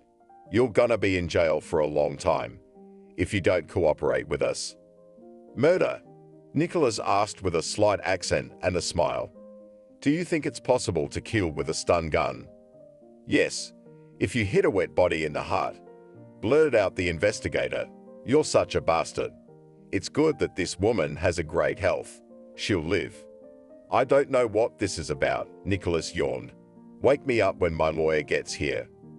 The Fox pressed the button again, and the room fell silent. He moved on, and Austin had no choice but to follow. They reached the end of the hallway. There was a video intercom in front of the door. The operative pressed the button, and it was as if his face had changed to a more welcoming one. "I brought you, Comrade Colonel." There was a beep, and the door opened. They went inside, walked past the reception area, where a pretty girl was sitting, only in a shirt with epaulettes. In the office sat a man with graying temples, curious eyes, and looked at his guest with interest. "Well," said the colonel, "the interrogator everyone's talking about. Have a seat, don't be shy. You almost ruined our operation. This is a major project, by the way." "Me?" the policeman interjected, picking out a chair. Talking to this big man was not like the execution he had so much dreaded. "I only wanted to apprehend a crook." "Imagine, so did we," said the big boss. It turns out they wanted the same thing. How did we step on each other's tails? Wondered Austin. Agents don't sleep. The operative replied haughtily. What, you thought you could outplay us, huh? We've had everything captured and intercepted for a long time. The colonel looked at his subordinate with disdain. He didn't seem to like the fact that he was speaking to the guest in such a tone. Tell you what, Fox, said the warden. Go on out the door. Go do your business, and we'll have a little chat. Me? The cop was surprised. What's that? Get out, shouted the colonel, instantly losing patience. Come on, argue with me, rookie. Leave us two alone, quick. Humiliated, Fox left the office. He looked at the policeman one last time with eyes full of hatred. The colonel rose from his leather chair and approached Austin, looked carefully into his eyes. The interrogator was embarrassed, took off his glasses, and began to wipe the glasses. Brilliant work, he praised with a smile. I mean it now, without irony. To solve such a crime in just 3 days. It was an accident, said the inquirer. Besides, I missed it. I understand Selena almost died because of me. You missed it because you had neither the forces nor the means, the colonel said seriously. Remember, every operation requires cover and support. One is not a warrior in the field. Is that clear to you? Yeah. Can I ask you a question? Austin said. How did you find this Peter Nicholas? Where did he go wrong? Still on women, the colonel grinned. Our swindler began his affair with a certain Barbara, a hotel porter. Initially, he'd offered to play the role of ex-wife to her. And then the real Mrs. Selene got involved. That's your fault, carried Captain. Such a valuable witness should be led to the end. Sorta, I understand, nodded the colonel. There weren't enough forces and resources.